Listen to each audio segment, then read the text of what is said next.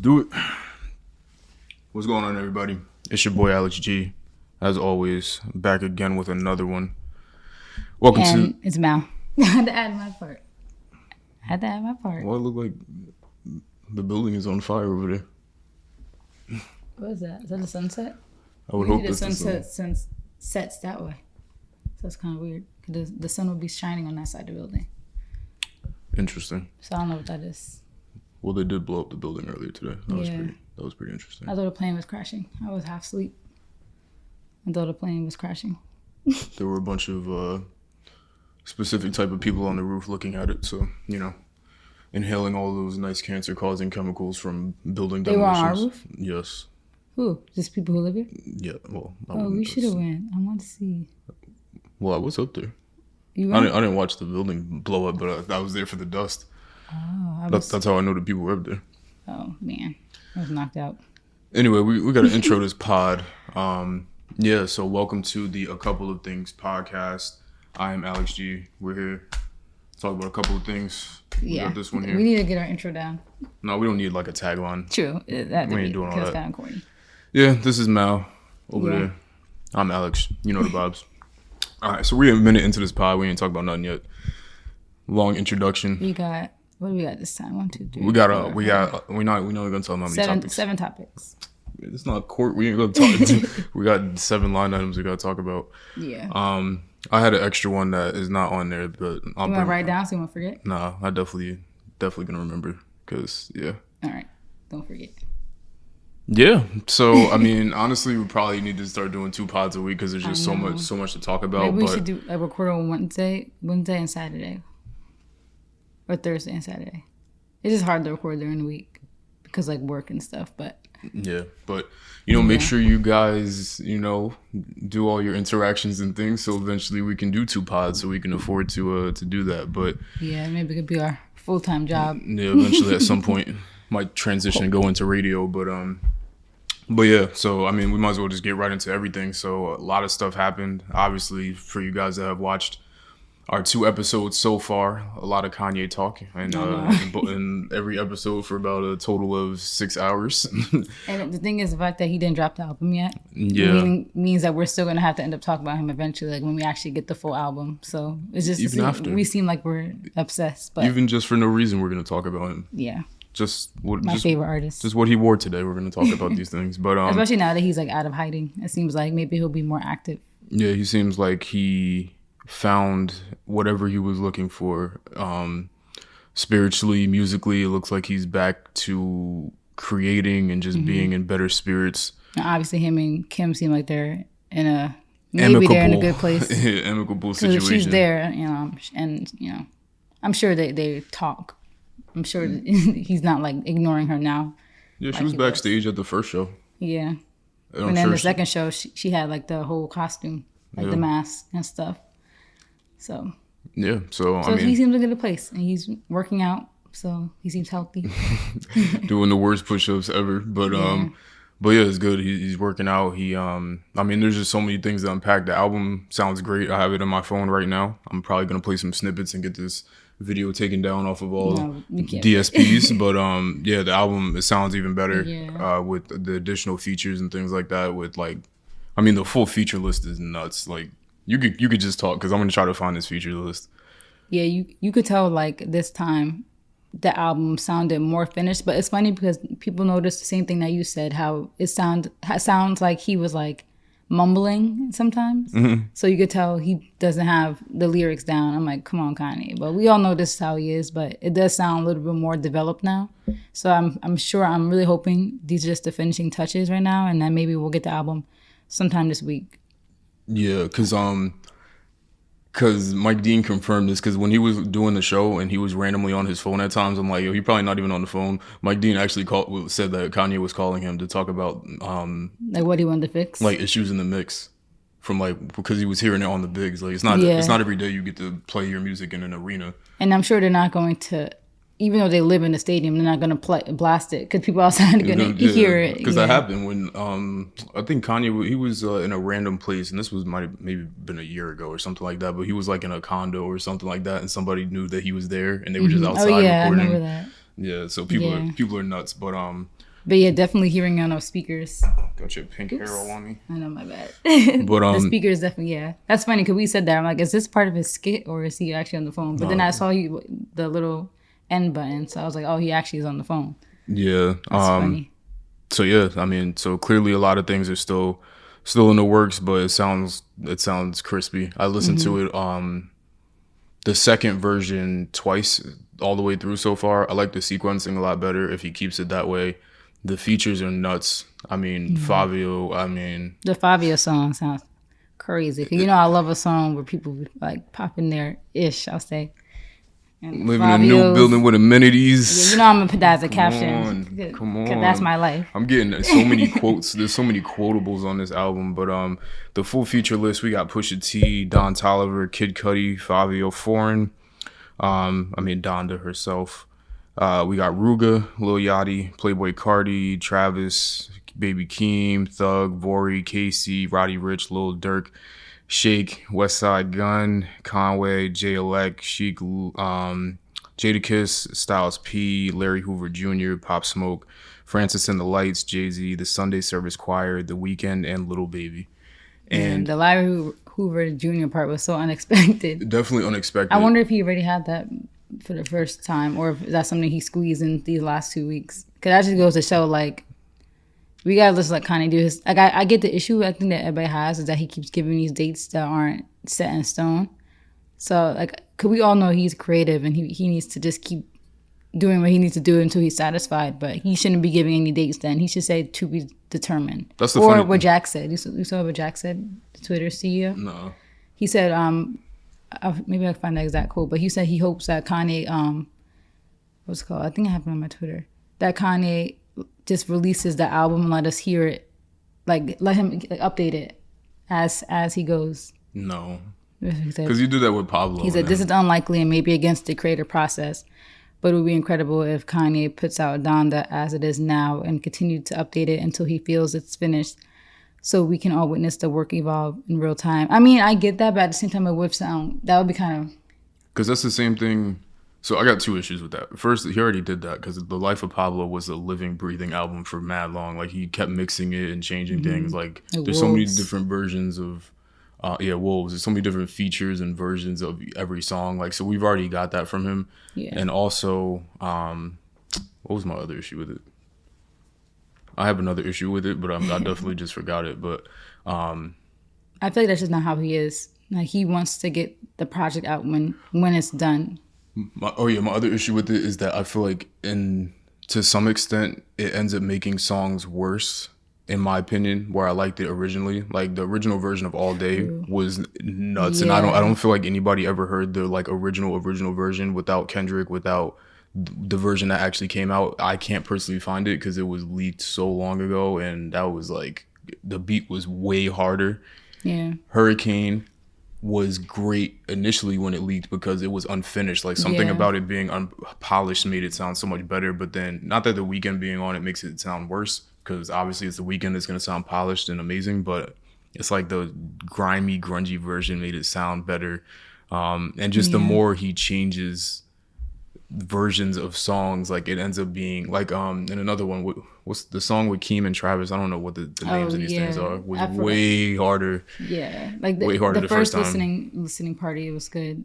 Now it's like it still sounds good, but you can tell stuff is tweaked, and it's kind of like he ends up doing more. Honestly, I was super harsh on it. But you know what's, well, it's not weird, but it sounds ridiculous in the car, but it sounds okay, like, on these speakers. Well, they're not speakers, they're monitors because I got money, but on monitors and headphones, it doesn't sound good. Like, it sounds like but in the car, I mean, it with goes these, crazy.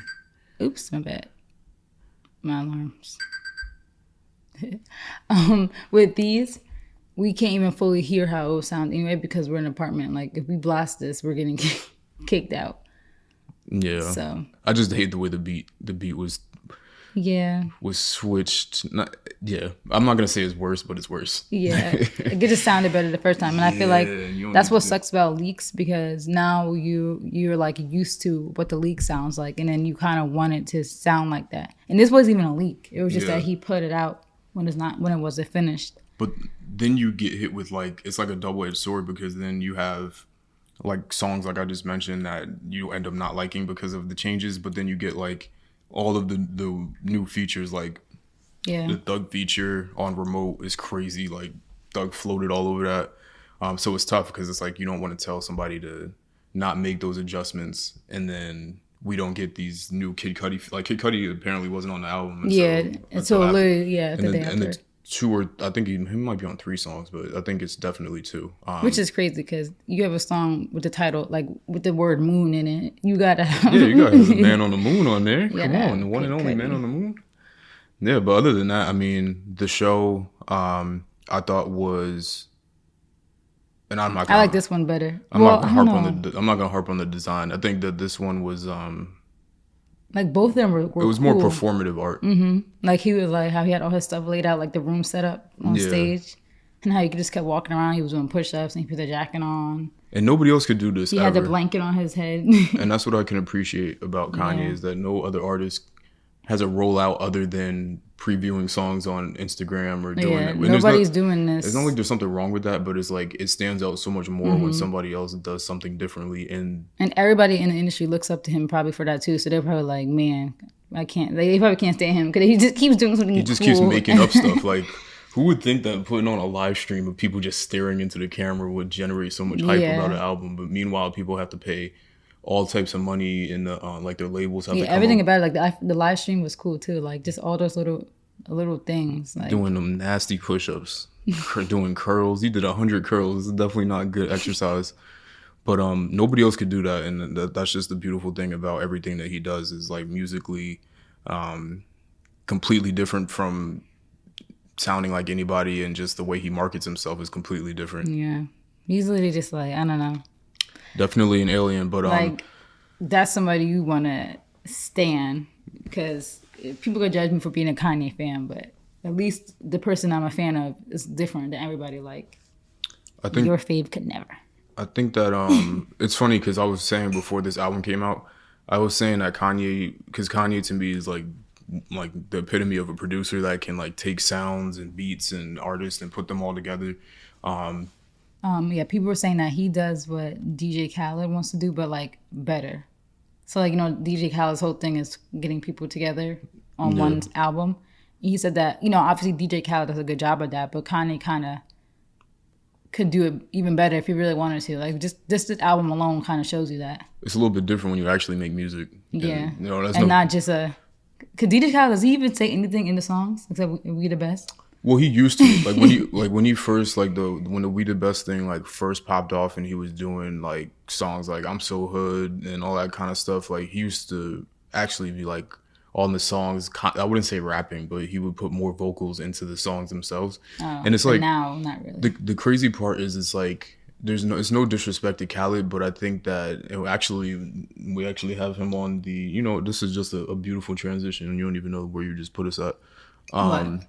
About what I'm about to get into next. The topic that you didn't write down? Yeah.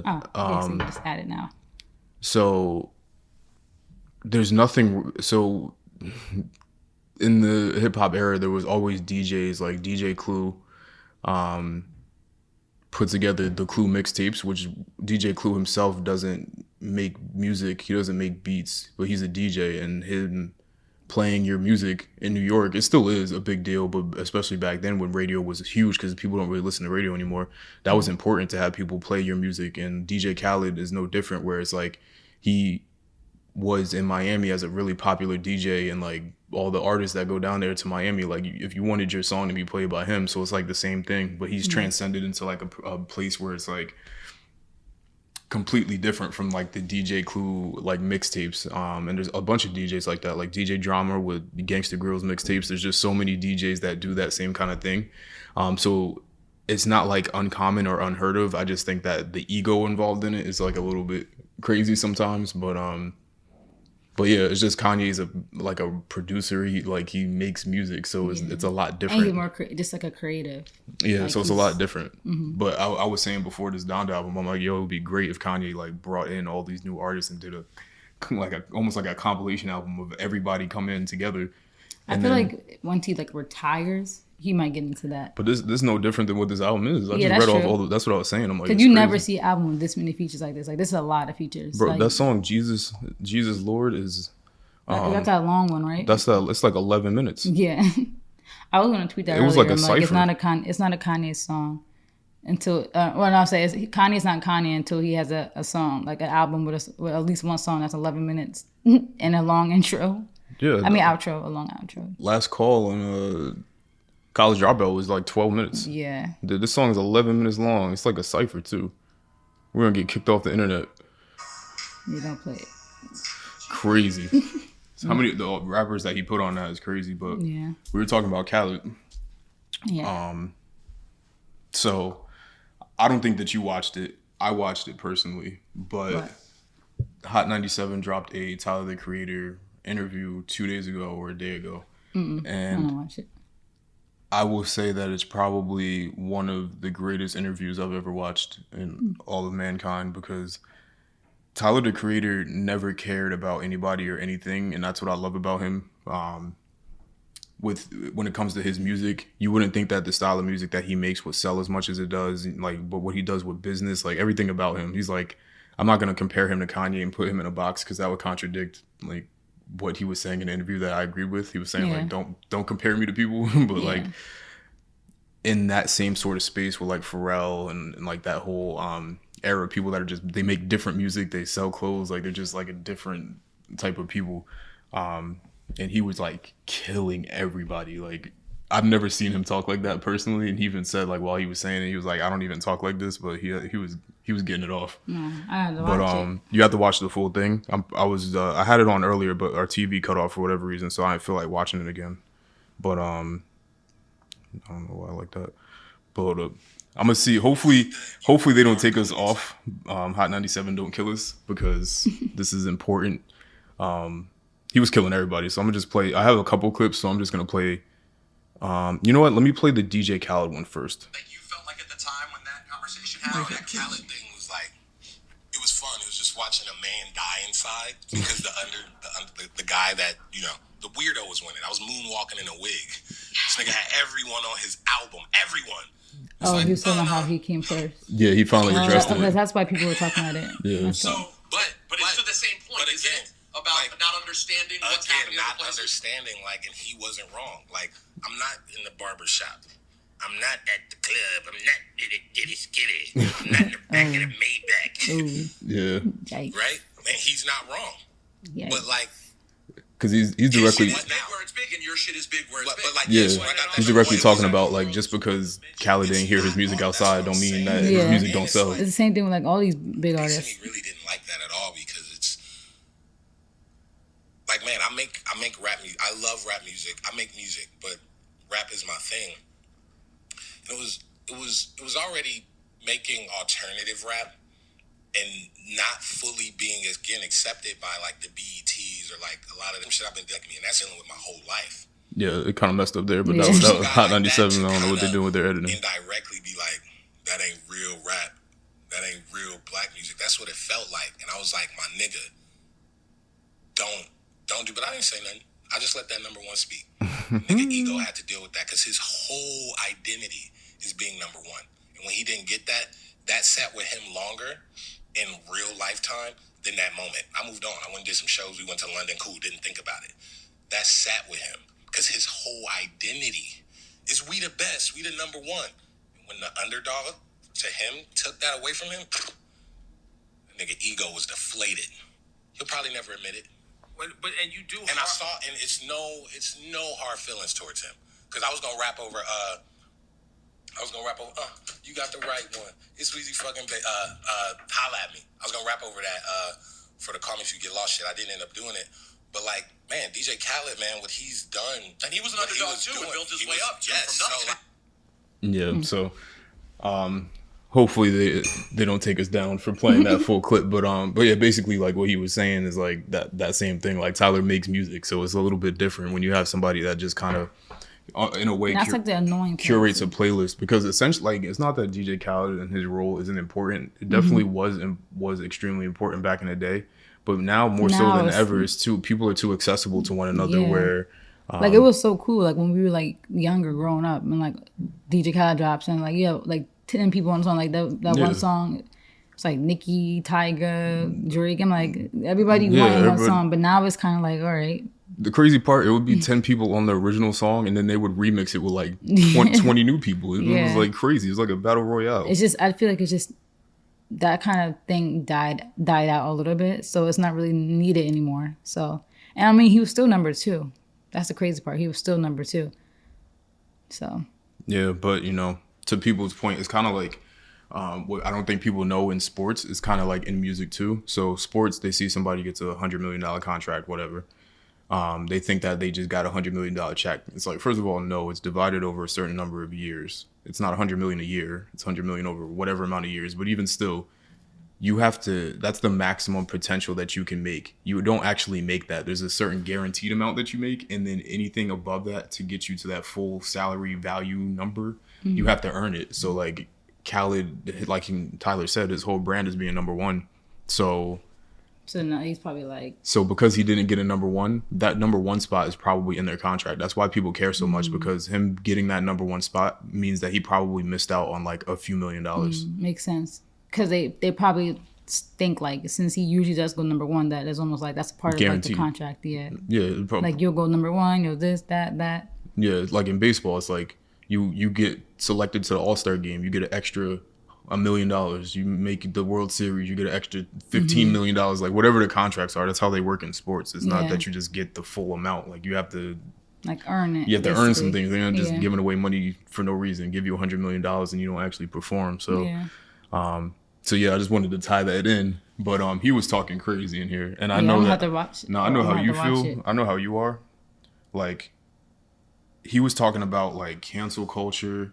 Like how terrible it is, because I don't know how familiar you... I feel like these people be watching our podcast. I'm just kidding. I'm obviously joking, but no, it's just funny. It's just a coincidence. A lot of things that we talked about, a lot of people have talked about like right after, like in podcasts. Well, of course, because they were talking about like the whole DaBaby situation. Yeah, and everything, so obviously it's not really a coincidence. But he was talking about how, I don't know how familiar you were with him when he came out, like really like how into him you were, but... I was never really into him, but I knew of him. Like I've heard all his songs, and you know, he was obviously popular among the skateboard kids, so all the skateboard kids at school were in Odd Future and all that stuff. Yeah, I mean, even before that though, it was crazy, because he was talking about how like people were talking about cancel culture now with like, oh, you can't perform at this show. Like he was talking about, yo, I got banned from countries until like for like decades. Wow, I do remember hearing about that. I think he was talking about in the thing. He was like, yo, I showed up to the airport inside one, like a, I guess like a European country, or he was in Australia or New Zealand or somewhere. He showed up to the airport and they had pictures of him at every terminal saying, don't let this person get through. That's great. And his face is like pretty distinct. Yeah. And so he had to leave the airport, get on a train to go to another country that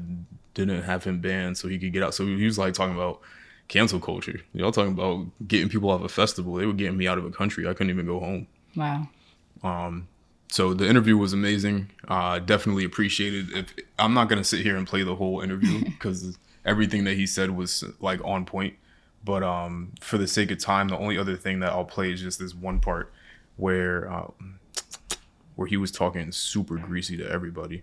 Let me see if I can find it in my likes. But yeah, he was talking about people's opinion, like where everybody just gets their stuff from Hypebeast and all these other pages about how they're like they get their opinions off the internet, like. Oh, he literally was saying stuff we were saying. We need to be his friend. I'm performing my video, all my shit better than all of these niggas. How about every freestyle? I have more career. But I could walk in. I'm iller than all of these. My legs is longer than all of these niggas. But it's like, all right, cool. I'm just do my shit. And they try to push you to the side and keep doing that. And it's like 10 years later, I'm still here, bro. My career has only been doing this. Only been up. This niggas was the hot shit in 2012. Where the fuck they at right now? Niggas push me to the side and give me that nigga weird, and we can and I'm fucking here right now. Right now, skin glowing, pockets heavy, garage silly, house gum, looking for a lake house right now. Clancy, my fucking witness. Crazy. All my niggas good, family good, healthy. The shit I got, come on, stop fucking playing with me. I don't even talk like this, but niggas keep doing it. Niggas on the internet, message board niggas, they'll trade their life for mine easy. Stop fucking talking. Oh my God. Nah, see, everybody on the message boards traded life for mine instantly. Talking crazy, but that's the part I hate about the internet is that everybody will sit there all day long And talk crazy. and talk crazy. And he Knowing that if they could have if any moment they could trade lives, they would. and he explained his whole day. He was like, that person that makes that comment on this thing, he was like, that whole day I went to get a croissant. I went to do this. Went and got a something. Just went around. He explained his whole day. And you sat there. And then you sat there trying It's to funny because cancel it's him. like how we literally said in our last podcast. You have to how go. You're tweeting. People talk crazy online or are miserable online. And while they're talking crazy about someone else, that person literally living the life that you want. Yeah. Honestly, like literally, there's not a single. I think the full interview was like an hour 20. Mm-hmm. There's not a single dull moment, not a single thing that wasn't like quotable. So honestly, it's worth even talking about it on the next pod too, because Yeah. he was saying how like he was getting into everything. He was like, I think he would get along with us. I feel like we could be his friend. yeah, for sure. I Same think mindset on a definitely lot of same things. mindset. He was like, oh man, if I could find the clip when he was talking about tax brackets. Oh God. Oh my goodness gracious. He was like, there's stuff I in like my. when people talk crazy. Yeah, Because especially when you deserve it. Like That's what he was saying. He was like people be so mad when you want to brag about your life. Like you deserve that. You deserve to do that. You could still like bragging doesn't make you not humble. yeah, Like, I don't think people understand that. I think that if you're just gassing up yourself, that's not putting somebody else down. It's And not. if somebody else feels the type of way about it, it's probably because they haven't accomplished Yeah, anything. like why are you mad? Because it's one thing if you're talking about something you accomplished and you're not yourself putting somebody else down, then there's nothing Yeah, wrong it's with not like for me example. Like I'll be like, oh, I got my master's. it. Like Here we what go. you know, I always gotta bring it back to me. I got my master's at 22. Like blah blah blah. Like it's not like I'm saying that. And I'm like, I got my master's at 22. Like, what are you doing with your life? Like you're a bum. I don't say all that. I just say I got my master's at 22, and I talk about it so much. And I feel like people get annoyed with it on my social media, and it's like, but let's dig into the issue. Why are you mad that I'm talking about that accomplishment? Yeah. Why are you mad? He was Because saying you didn't do it. Here, let me Because you can't do it. Why are you mad? Nah, because I know you were good like this. I'm gonna try to see if I could find the tax bracket tax bracket thing that he said, because what he was saying was there's a whole life outside of your block, your city, your eight people friend group Yeah. that like Billions of people on this there's planet. because he was saying how people like, oh, I don't ever hear Tyler the Creator out anywhere, and it's like you live in Montana, and Yeah. like just Like because your scope is just your scope. Like People don't ever leave their state. People swear they are the main character. Like the main character syndrome is real. yeah. Like there's a whole life out there. There's so much. And he was saying how like he wasn't trying to be like classist or anything like that, but he was just saying that that he lives a whole different life. Like he has cars that you would never even heard of, but because you haven't heard of it doesn't make it whack or like Yeah. because he was like there's a whole tax bracket of people that drive these things, that wear this watch, that this, and just because you're not familiar with it doesn't make it whack. Just That's like because you're misinformed. that's like the guy we watched who talks about watches. Yeah. The guy like Alex put me onto some guy who literally like has probably every single watch, right? Like he's And a watch expert, and one of the main watches that he trashes is like Hublot's and like Richard Mille's, all those watches that all these rappers gas up that people would think are fire watches. This watch expert says they're like mid or like they're trash. Like he hates Hublot's, so it's like it's just funny because somebody else will call him whack if he's wearing a certain watch, and it's like this like you don't even know why you like Richard. Like why do you like Richard Mille's? If you ask people, like they wouldn't even know. Yeah, exactly. They And just that's get the thing, like what he was saying. he literally said like you'll go on Hypebeast and see like this person said this about this, and then if they said it's good, then you Not see everybody that else got it. now everybody else is going to get it. But if somebody says something's whack, then everybody else is going to say it's whack. So it's like people sheep. being sheep basically. Yeah, and But I can't stand sheep. But yeah, this was a god level interview. It was good to see him do this interview again because last time he came up there, I think it was like in his peak, people trying to get him out of here. Another thing that was interesting, where he was talking about like so many, and it was kind of almost in a way talking about like the agenda against Black people, where a lot of Black music is not. Let me not even say a lot. I could say a lot. There's a lot of violence in Black music, guns, I'm shooting this, toting this, Yeah. blah, blah, blah, blah. And it was perfectly fine for all of those people to go and travel the world and perform these songs about Yeah, like you have violence and things. hundreds of thousand people, or like maybe 10, 20,000 people in the audience screaming about like shooting ops, and they don't got a single op. Like, But he was banned from countries for saying that he doesn't believe in God. wow. And that's the crazy part. That's actually really crazy, because I could go into a whole deeper conversation about religion and how none of it is proven. So I feel like if you have whatever beliefs you want to have, like I hate the whole, like, that's the funny part. They'll, like, going back to Kanye, like people will say how Kanye's concert, like his listening party, was a cult. Like everyone wearing the same outfits, running in circles. I'm like, religion's a cult. Like if we really want to talk about it, religion is a cult. Like a whole bunch of people that you guys are all praising people that you don't even know really exist. There's no proof. There's not a single ounce of proof. And you guys every Sunday go into a church, give your money away, cry, all of that stuff. Nothing wrong with that. Like, you know, that's your beliefs. But I'm just saying, like, it's just very hypocritical. I don't like when people pick and choose what they think is a cult or what's not a cult. And that's messed up that he can't say that. He, like, if that's his belief, then that's his belief. Like if you believe in God and you feel like, you know, you're gonna be saved when it's all said and done, then that's your own beliefs. I feel like, but bashing people and canceling somebody for not believing that, it's kind of wild. So yeah. That could be a whole. I mean, that's kind of a touchy subject. So I don't know who ever really dig deep into that, but that's just crazy. I didn't know that's the reason why he got canceled. Yeah. It's like the same thing with DaBaby. DaBaby says all this crazy stuff, and like, you know, he made one comment which was still wrong, but he's got canceled from all these festivals. But someone made a point though that saying like, that's like a deeper issue. That's like what we allow. Because if we don't make raps about killing each other, then, you know, if we don't make those raps, then they wouldn't be a thing. But it's still the basis of it. Like, if you're gonna cancel DaBaby, you know, you should have been canceling him then, just based off his music and him talking about killing people. Another thing he talked about was like, what if, like, look where Tyler's at right now. He was like, what if people really got him out of there in 2012 or 2011 when he was saying all these crazy things? Like, imagine how much of stuff we wouldn't have had in culture and just society and stuff. Or if he gave up, because he might just be like, whatever, I don't want to do this no more. I'm not doing this. Yeah, it's crazy. So it's good that, you know, he kept going. I don't think cancel culture is really real. I think the only time it's really real is when you have stuff like R. Kelly. Yeah. And even then, if he had a concert, there still would be thousands of people that show up, like sick people who don't care. So I don't think cancel culture is really real. Anyway. Yeah, it's definitely not real. But the whole interview was fire. I'm gonna get off the topic because I could play the whole thing. It was gems. Everything in there was gems. But have to watch it. Yeah, definitely probably about the. Well, oh yeah, you got some other things you have to do. But yeah. So.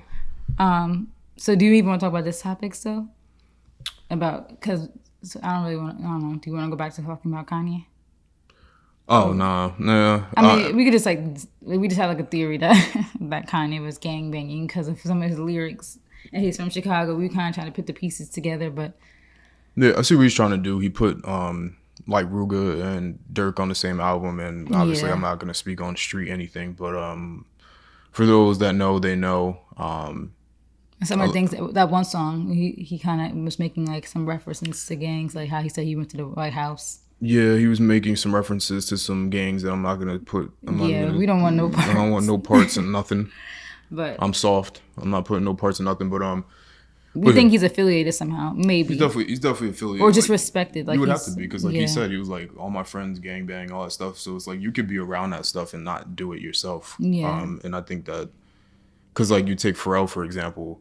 Pharrell was like what would be perceived as the weird skateboard guy, like fashion into a bunch of different things, but being from a part of Virginia where like Pusha T was from too, and they was in a whole you kind of have to. They were doing a whole other thing, so it's like, but you could have two things exist. You could have the people that are like you could take Basquiat for example.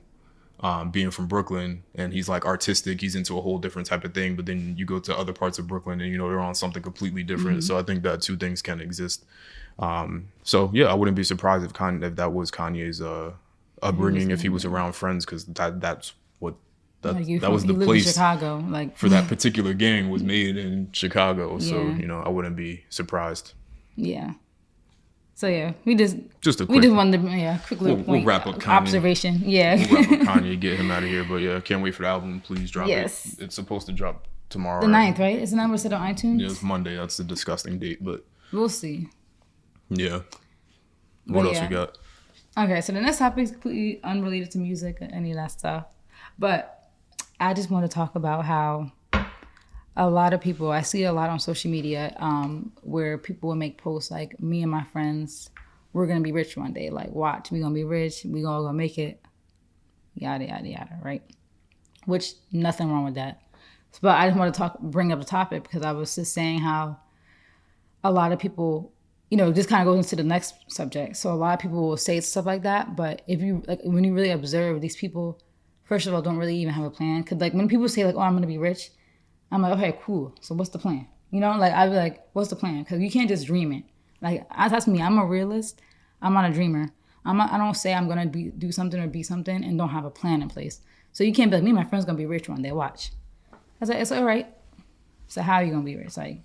Let's hear the plan, And then people, first of all, they don't have a plan. And second of all, I observe a lot of people have a lot of bad spending habits and not really preparing for the future. Because the funny thing about saying you and your friends can be rich one day, even if it's not with entertainment, the arts, starting a business, us average everyday people could still become rich through investing.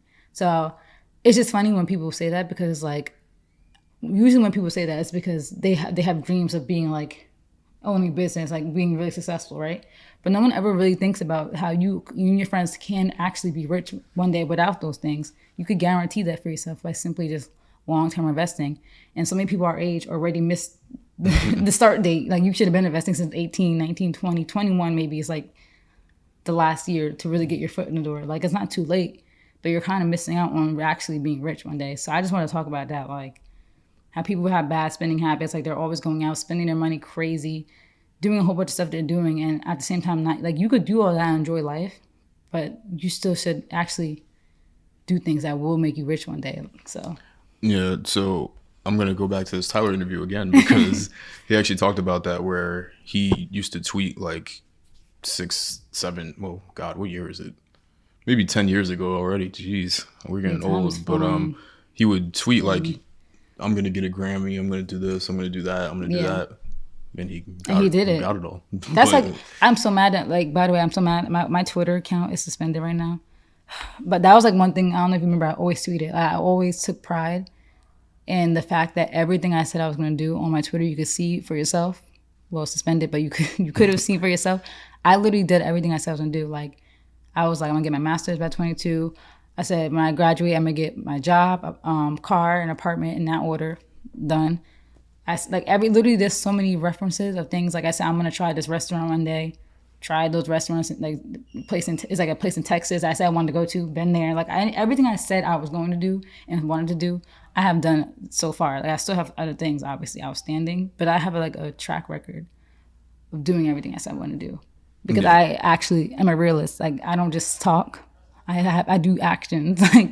Yeah, and that's the most important thing is that you have to be able to actually do something. It's say those things but then do it. Saying that something and then doing not nothing about it is crazy. It's laughable. It's the same thing as saying, oh, I'm gonna be I'm gonna get a 6-pack and never go to the gym and never work out. But you're one day I'm gonna go, one day I'm gonna go, one day I'm gonna go. And then you just next never thing you know, go you're 60. and then you're dead. Yeah. Literally get some action. We don't have as much time as people think that they do. Yeah. We don't. It's crazy. It's already been a year like since I started studying for the CPA exam. And I'm wow, I really slacked. I'll admit that. I really slacked with studying. And it's been a year. August 10th will mark 1 year. And that's crazy. I only took 1 exam out of 4. And if COVID didn't put that in perspective to people for how fast time from really flies, then you should see how quickly would have been 2 years. It's over 2 years. We're about to be in 2022, and COVID started early 2020. Yeah, if that doesn't show you, but that's how every year is. This time flies exactly the same way. It just depends on what you do in that time. If you didn't do anything, if you didn't start a hobby, if you didn't learn something new, if you didn't try something new during this time, then you're doomed to fail. And then people always say, oh, we're young, don't rush. No. That's the worst advice. I'm gonna tell people that's the worst advice for everything. Even people will be like, oh, you're in your 20s, don't worry about it. No, man, don't worry about a relationship. but then now you're 30, 35, looking 40, for a husband. Like 50. your biological clock is ticking. Like You're gonna be on Facebook Yeah. talking about how you hate men. yeah, like that's the thing. Nothing is really. You have a lot of time. You don't have a lot of time. But like we said with investing, with long-term investing, like index funds, like the things that we opened when we were like 20, 21, you're supposed to start those things at those age. Like that's the only way you like really, like I said this in our last podcast, we're going to be millionaires just based off our investment portfolios. And so when we say, oh, we're gonna be rich one day, no, we really are, because we actually invest every single month into our index funds, our 401ks. 401k is every paycheck. And the way those both are set up, we're literally going to have millions by like what, late 50s, early 60s, right? I mean, it depends. Not like it's not like we're going to be like multi-millionaires, but at least like 2. Well, you could. You could. Well, I mean, that's still multi. Yeah, It's more money than people got. It really just depends, because I invest now. You invest a lot. Yeah, and also More than me. I don't do it monthly. I do it bi-weekly. I mean, I do my index fund monthly. Which also, just 401k bi-weekly. real quick, to help your compounding too, it won't make necessarily a huge, massive impact on your investments, but the more frequently you invest, so if like you invest once a week or once every 2 weeks or once every 3 weeks, it's a lot better than doing it Like once a month. or once every, like, putting in 10,000 once every 6 months or something like that is not as beneficial as doing it more frequently, because you Get can the take advantage compound of interest. compounding, and you could take advantage of drops in the market and stuff like that. So quick tip, but yeah, people just need to have some action. And I think the Yeah. biggest thing is just being educated. We talked about this on one of our other episodes already. That's the thing. Like I said, you actually can be rich. Like those won't be dreams. And when you actually know what you should do with your money, and stop going out every weekend. Like I hate to be like that type of person. Like that's why literally the title of this podcast is "Life is Short, but Don't Be Stupid." Like we get it. Life is short. We should be enjoying our lives and living the way we want to live, but you know, God willing, you live your full extent of your life until you're like 80s, 90s. Some people might get to 100. You're gonna be living a lot of that life struggling if you're not making the smart moves now. Like you have to be smart, and that's why I said life is short, but don't be stupid. I think the interesting part too is that people see entertainers, YouTubers, TikTokers, anybody in the public eye on Instagram or whatever, and they see those people and then they think that they're gonna get it. But the interesting part about it is that usually the people that say that they're gonna be rich don't do any of those things. They don't have a hobby. They're not really creative. They don't invest. They don't do anything. So it's like a very interesting kind of They're thing. just dreaming, like they think it's just magic gonna happen. Like I think because of social media culture, people don't really know or see all the work that truly does go into like everybody who's successful. Like there's a lot of work that these people do that you're just not seeing. Like these entertainers, they're in the studios hours and hours and hours, dance practice for, you know, performances. Like they're doing a lot of work. Like, and business owners, a lot of people are doing more work than the average person, and you can't even dedicate like an hour or two to something a day and you think you're gonna be rich. Like, no, it's much harder than just even our 9-to-5s. A lot of people who are rich work much harder than us regular 9-to-5 people. People be like, oh, I'm my own boss. I got my own hours. Yes, but a lot of those people end up working a lot more than the average person. And you sitting there saying, I'm going to be rich one day, like you really don't even got the drive for it. Like, let's be real. Let's be brutally honest, because, yeah. I'm going to paraphrase something that Elon said, where he said something to the effect of, it's not enough to work 40 hours a week on anything, because everybody works 40 hours a week. Like we work 40 hours a week just doing our regular job. So all you're ever going to do is be in that same, all my coworkers work 40 hours a week too. So how am I working harder than them? Yeah.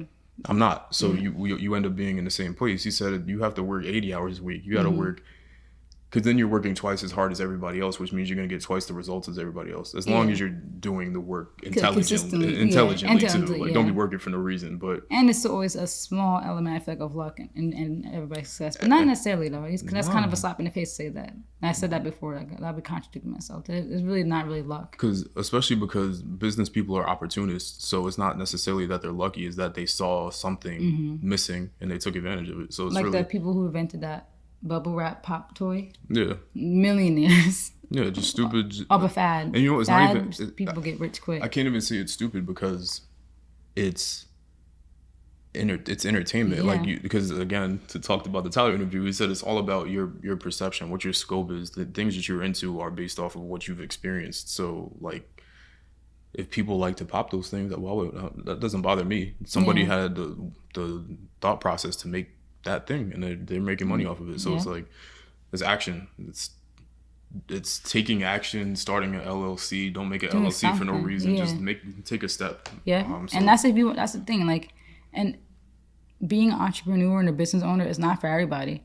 But it's the people that we're talking to. It's the people who say they're going to be rich because, like I said, I'm investing in 401k and index fund, and that's my plan to get rich.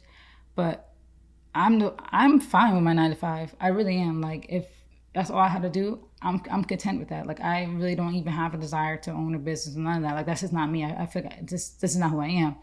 And the thing is, if you're like that, if you don't even have desire to do that and you're fine with just working your 9 to 5 and being successful and climbing a career ladder, then do that. But you can't at the same time have that mindset and then in the same breath say that you're going to be a billionaire. Like, I was just thinking while you were talking, it was it's that I was thinking that if you educated people on how to do these things, that they would do it. But then I was sitting there thinking, I was like, they wouldn't do it because there's so much information right now that you can go and listen to that people would never listen to. That's why even like the Forex people, I don't even want to get into the IM Academy people, but at least the thing I could just see like the silver lining in all of that is that you have a lot of these people who didn't even go to school for business who are learning about how to invest. And like I don't know if I consider Forex trading investing, because that's just trading for me. Like, in my opinion, that's just trading, which is almost equivalent to gambling.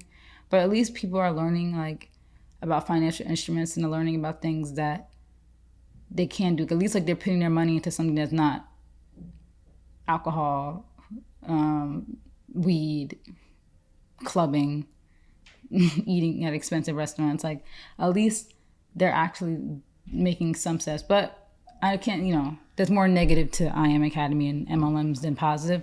But at least you're kind of giving, like, that's the thing I'm trying to see the positive of. Like, even though I think the IM Academy all is detrimental to the Black community, the positive that I see is that at least Black people are learning about investing.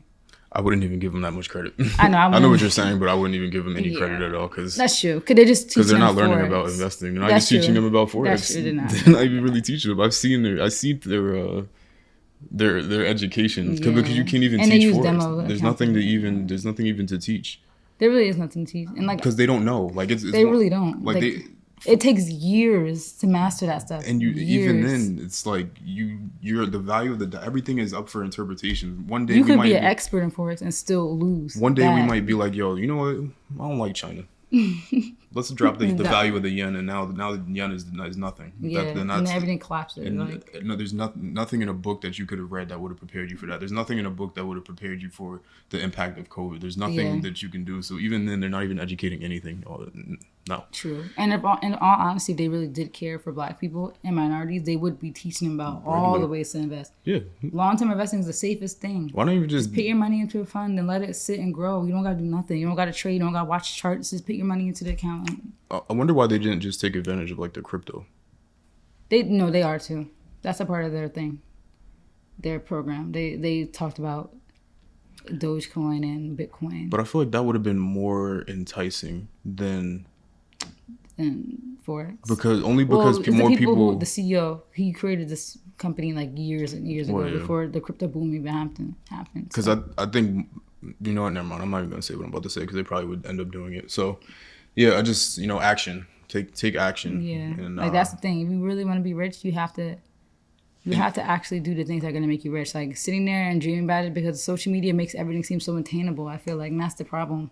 Yeah, people think that things are easy I was just talking to my dad about this where, where people might have because, he's extremely successful. People think that it would be easy for people to think that his success was easy because it's almost like the Instagram thing where everybody only posts their successes. Yeah, and so you only see the results. Yeah, you don't see the work. They don't see like we have a whole house full of books on all how to do this, like project management, like the actual textbooks of how to use Microsoft Word 1999 or like how to do all these different things. Like you would never see him up till 4 a.m. reading a book on how to do things. And the average person's not doing that. They're up at 4 a.m. binge watching Netflix. They're up 4 a.m. texting a guy who don't want them. They're up till 4 a.m. out in the clubs. But you want to be rich. And that's why he's where he is, and everybody else that he went to school with is on Facebook complaining. Yeah. And that's why I don't care to be a loner. Yeah. I don't be going out. I don't have a lot of friends at all. I really only have like one true friend and him. So I don't mind. I don't care to be out. I don't care to be in people's face. Like it gets boring. It's so repetitive. Like it's like people really find this fun. I don't. But you know. What I find fun is one of the things that I'm going to purchase one day. What, a boat? See, you already know where I'm at. I'm getting me a boat. Yeah, to me, I was gonna be those rich 40-year-old, 50-year-olds that everybody hates. That everybody hates, yeah. But I don't care. Cause that's the thing. Like we're giving up these fun 20s that everybody raves about. I'm like, it's so fun, but you're complaining on social media every week how you're lonely and want a man or fun a girl. 40s. Yeah. I'm at my fun 40s and fun 50s out on my boat in the middle of the Atlantic Ocean with no cellular device service.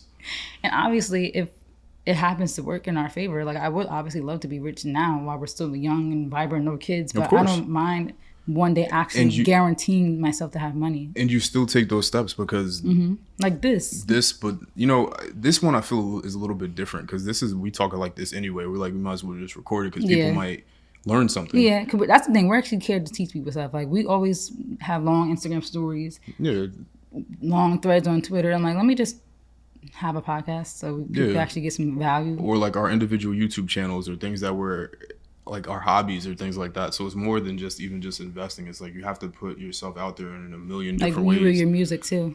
Because they say like, just try. That's it. Yeah. That's it. That's really all there is to it. Try, but like really try. It doesn't mean try to me does not mean make an attempt.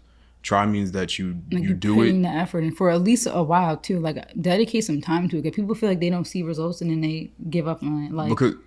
And they spend like a week on it. Yeah, for me, for music, I haven't sold a beat to a major artist, and I've been making beats for like 10 years. Yeah, 10 years. Like it's been since you were in high school. Yeah, right? Since I was actually like the first time I messed around with FL Studio was like I used to download the demo version, and because like you couldn't. The way they did it is that you can save a project, you can make beats, but you can never reopen it again.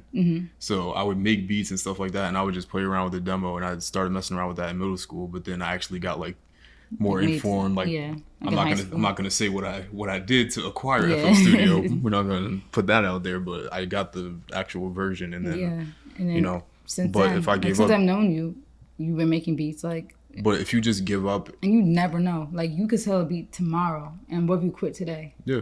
And that's why you just keep going. You might have made a beat from 8 years ago that now gets placed today, and it's just like, you know... And there's always perspective. Like, there's always hindsight. Always keep working. But that's the thing. Like, if people don't realize how important the work that they put in is until they do get successful. Because, like I said, let's say you sell a beat, and you're sitting like, wow, like, all these years I could have gave up and was, like, frustrated. And good thing I kept going. Now I'm selling this beat that I made in college. Like, you just never know. Yeah. So, and that's the thing. Like, I can respect that you actually, like, put in a lot of work and have a lot of different hobbies and stuff that could make you rich in our 20s. So. Yeah. Yep. And the more you do, the more opportunity you have. The more you try to do things, the more opportunity you have. So if you only have one thing, then go as hard as possible for that one thing. If you have a few things that you're good at, or even if there's a few things that you're okay at, like, that's fine too. Nobody has to be amazing at anything. Like, as long as you make it you and you care about it, then it could lead somewhere. Somebody will probably connect with it. At least one person. Yep. And that's it. Yep. So that really is the main thing. Like, you don't want to be struggling. We got the Air Force One flying past. We live right outside New York, so there's always a lot of air traffic. A lot of helicopters. And we live right by the airport. But yeah, that's the main thing I want to emphasize. Like, you don't want to end up working beyond retirement, like with the whole life is short mentality, because life is short, yes, but there's a balance. Like, there's people who spend their money like crazy on just to impress the internet. Like, you have nothing to show for it except trying to impress the internet. And what's gonna happen when you're 50 or 60, when we won't even be using social media like that anymore? You won't have nothing to show for it. You're still gonna be working, probably beyond the average retirement age, because all you did was impress the internet in your 20s and made it look like you had money. I mean, you really don't. Yeah, that's why I'm like psycho. But I'll always keep bringing up this point to you. But sometimes you just can't have things. It would be great. I make more than enough money. You don't deserve it. to go Not to be buy rude, some- but you don't deserve the life that you really want to go Yeah. out every weekend. You didn't like, work hard enough. I don't work. vacationing every week. Like, I would love a boat. I didn't work hard enough to get a boat yet, so I don't get a boat. But some people will want a pair of sneakers or want something that they didn't work hard enough for, and then still go do and it. still get it. But now they gotta hold themselves back for weeks. Like, until they make their money back. I'm really gonna go get a Tesla, but Yeah, and I you don't. could have been got one. But I just don't feel in my soul that I deserve it yet. Yeah. So that's why I'm not going to get it. But then some people would have the ability to do it, and then get it. and then they would go do it, Which and that's why. it's fine. No, it's not. But at the same time, it's not if you really can't afford it. No, that's what I mean. Like Yeah. that's what I'm saying. Is like, if you really didn't deserve it, Yeah. then you just can't. Sometimes you just can't get it, and then people go out and get it. Like me and Brandon, my brother, were talking about it. About like, I'm like, who's sitting here modding these Model S Teslas that are like $70,000? And then he was like, yo, those people, that's all they have. They have the Model S car and they live like in project housing, but that's like their thing. And that's the thing though, too, to go with that, like the whole living luxurious, but then you go back to like living in shambles is not cute. Like, That's how crazy. you bringing a luxury car to the hood? Like, I'm sorry. Like, I don't care if this offends anybody. That's dumb. That's so dumb. Yeah, it's pretty crazy. Like, I would never. Even like living here, there's a lot of luxury cars in our apartment building, which is funny because like we live in an apartment, so it's kind of like I judge some people in this building, but we don't know, they might have properties somewhere else, and this might just be a property that they rent. But it's like, I'm just know for me, I'm not buying certain stuff still living in an apartment. Like, there's just certain standards I have for myself. Like, Or living with your parents. yeah, especially that. That's why, like, yeah, when we still lived with our parents, like, there's a lot of stuff I'm like, how crazy would I look doing this? And I'm waking up and I'm still saying, "Mommy," like, no. That's crazy. Saying mommy is crazy. What? I would say, you gonna call your mom mommy? You say mom. Nah, yeah. You say boring. Or mama. I'm childish. Me and my sisters, we still call our mom mommy. Yeah, you can't Our wear dad did. you can't wear Gucci and go back to the hood. Yeah, That's crazy. It's just dumb. And like so many people, like they just care so much to look like they have money and don't actually have money. Like, I feel like just based off the statistics, like, you know, my salary is in a certain percentage of, especially our age group, our race, our age group, and then the entire U.S. population is a small percent, you know. And knowing that information is just funny. Like, when I walk into a room and I know, like, out of like my peers, I probably have the highest salary, and I probably look like I make the least because I don't do my nails, I don't wear a whole bunch of jewelry, I don't got all sorts of designer. I have. I mean, this is yours, this is Raph. But I usually like don't really like, the only thing I really spend money on is my shoes. I have a Louis Vuitton bag I got for a graduation gift, and I got that Dior little bag, that saddle bag that I got from the Real, so it's a hand-me-down. I could have been brought so many bags. Like, I could look like I could try to keep up, not even try to keep up, but try to impress everybody else. And like why I'm look like I got the least amount of money in a room full of people I know I make more money than. It's because I'm not stupid. Like, life is short, but I'm not dumb. Like, I just don't feel like it's necessary to spend my money that stupid on things. But I'm gonna just give one last thing because we've been killing this topic. But it's like a thing. Life is short, but sometimes it's really not. And I'm gonna use my grandma as an your example. grandma's almost 100. She's almost 100 years old. Yeah, and she's living comfortable. And 'cause she's not living doing. more than comfortable, and hasn't worked in 30 years. Most people wouldn't be able to do that, especially where the city that she lives in. Most people wouldn't be able to even do that for a year because you have to really think about what your life cost you. You can't. And that's like the thing with Prudential, like where I work at, the retirement thing that we have. They tell you, they let you check everything that you want, that you know, like what your lifestyle is. So for everything I like to do, travel, like, you know, I like to eat out here and there. Like, I like to wear nice things sometimes. Like, so, you know, I like to obviously do my hair and stuff. So based off my lifestyle, like, Prudential told me how much I need to have in my retirement, and it gives me a whole plan. And so that's the thing, like, for me to keep up with a certain lifestyle, there's a certain amount of money that I need to invest into my 401k. So when I don't have to work between my pension and my 401k, I'm going to be set. And like you said, your grandma has been doing this for 30 years. So you have to think about people's lifestyle that they have, times that daily lifestyle by 365 days, and times that by how many years that you don't want to work. You're gonna you want, don't got the money. You're gonna need like $10 million. Yeah, and you don't got the money, and you won't have the money because you're not being smart. Yeah. So we killed that topic though. I just get passionate about that too because I just don't like. I don't know. Social media is so dangerous because it really got people thinking. Like you really would be thinking people got so much money and they really don't. You just gotta let.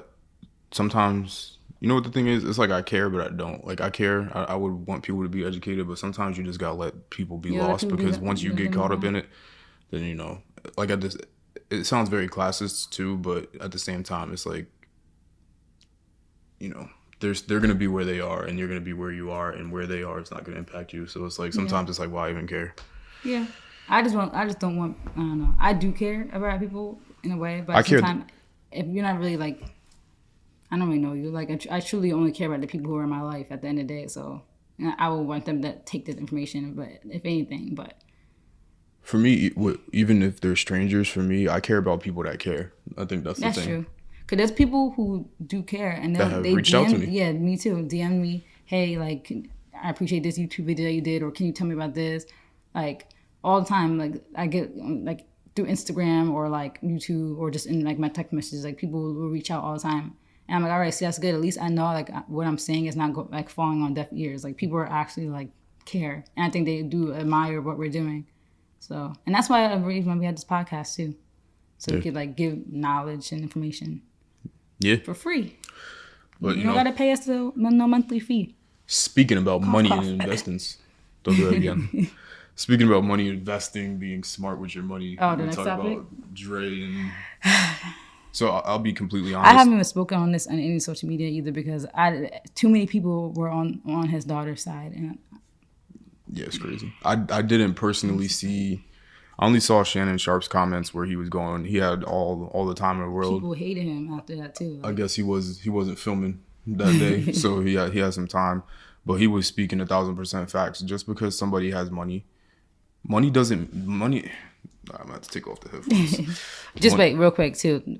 In case no one caught it, we're talking about Dr. Dre and how he's not he's not giving his daughter, who's 38, who has 4 kids, money anymore. And the question is it his fault that she is so dependent? Should she grow up? And then, we're going to talk about, like, parents looking out for their kids and all that stuff, like, if that should be a thing. So go ahead. I think that, hopefully I don't go too crazy with this topic because, so I think that it's obvious. It's not your money. Nobody's entitled to anybody's money, not even if you're married. For me, I feel like you're entitled to things that you put your money into. So if I buy a car just because we're married, I don't think that you're entitled to my car. Yeah. Or like, I think that you're entitled to the things that you worked hard to get and that are yours. So, obviously Dre's a billionaire. He has more than more than enough of an ability to pay for things. And if he gave you the money, and if he gave you the money and you blew it, that's on you. Like, honestly, nobody's entitled to anything. He don't have to give you anything. Yeah. I know people that. But I get the argument though. People would say, don't bring a child into this world if, you're not going to take care of them forever. And I get that to a sense, like, but the thing is, like, for example, like with me and my parents, if something bad were to happen to us, like, and we lost our apartment, lost our job, our parents obviously would be open arms and welcome us back home. And like, but that's what it's about. It's not about holding your kid's hand for life. Like, yeah, you're not supposed to rely on your parents. Because people are like, you should always look out for your kids because, they should always have a home for you. And that's the type of parent I'm going to be. But how is that the type of parent you're going to be if you're still dependent on your parent? Like, how are you building that life for your kids to come home to? And like, you're preaching how you want to be that type of parent, but you're not even preparing yourself financially to be that type of parent because you're still dependent on your parents' money.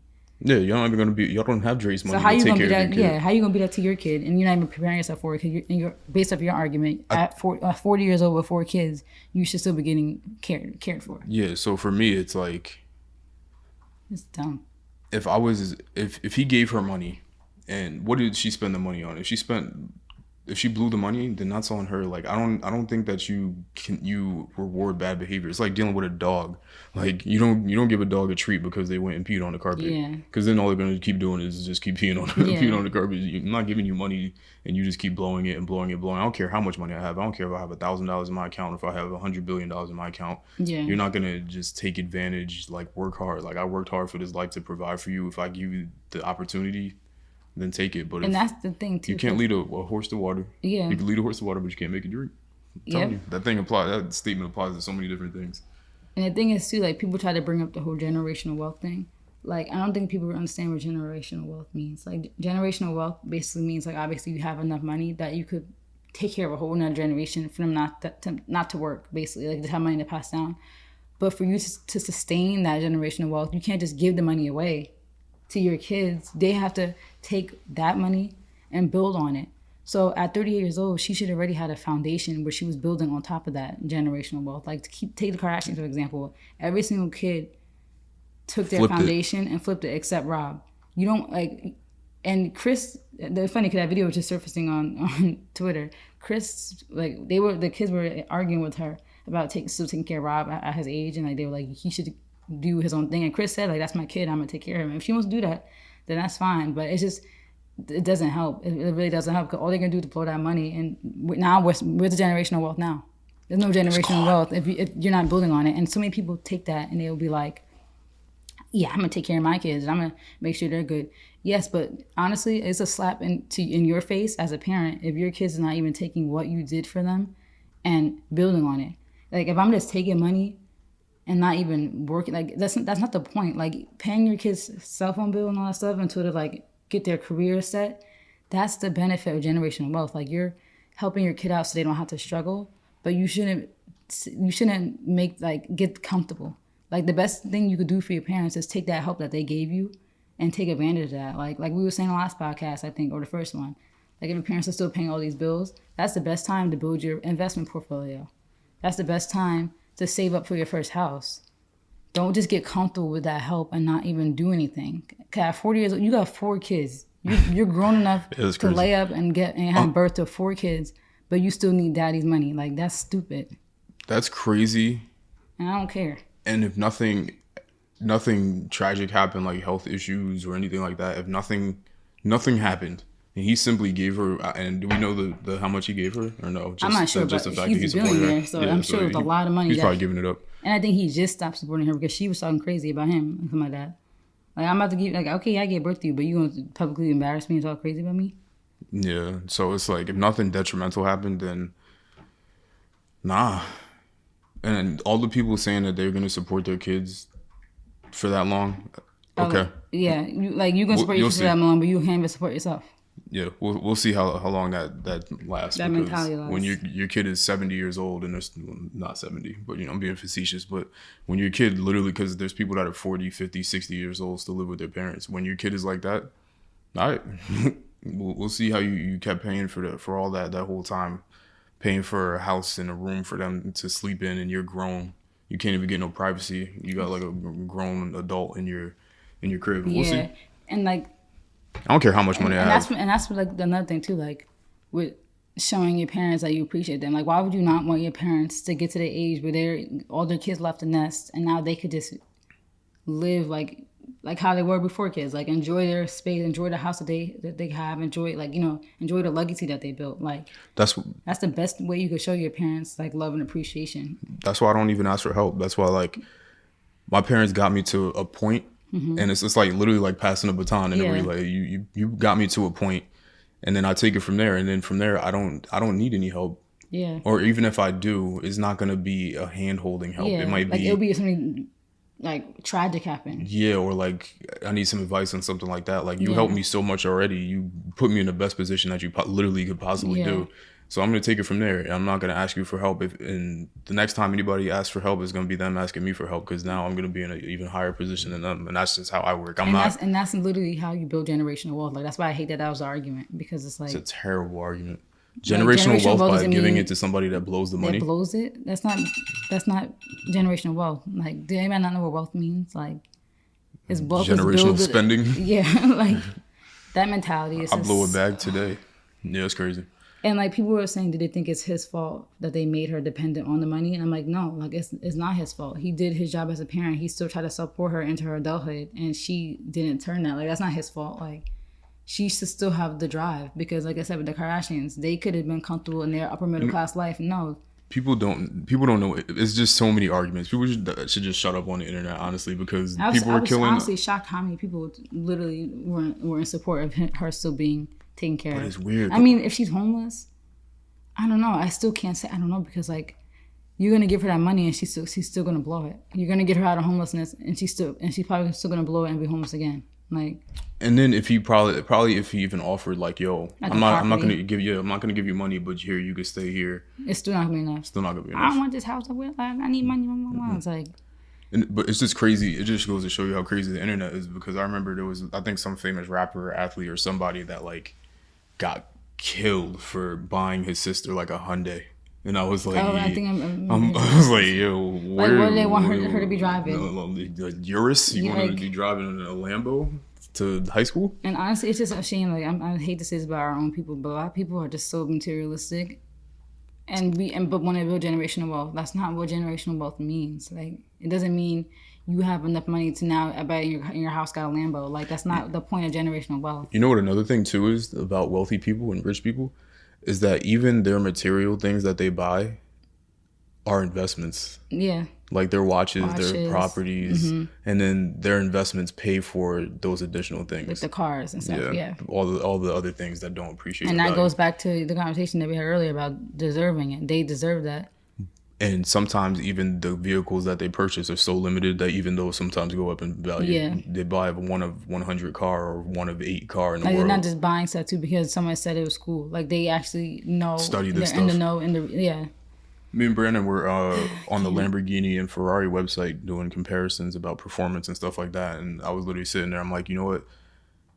The people that are wealthy and rich that could buy these things probably don't even go on the website. They're already like... They just know. Yeah. They just know what they're buying. But yeah, never... Me personally, you know, do what you want. If you want to have a crutch your whole life, go ahead and have a crutch your whole life. But once that crutch is gone, like if we want to be realistic, once your parents die, what are you gonna do? You're not gonna do anything. Like that's the scary part too. Like it's just people really like are just too dependent.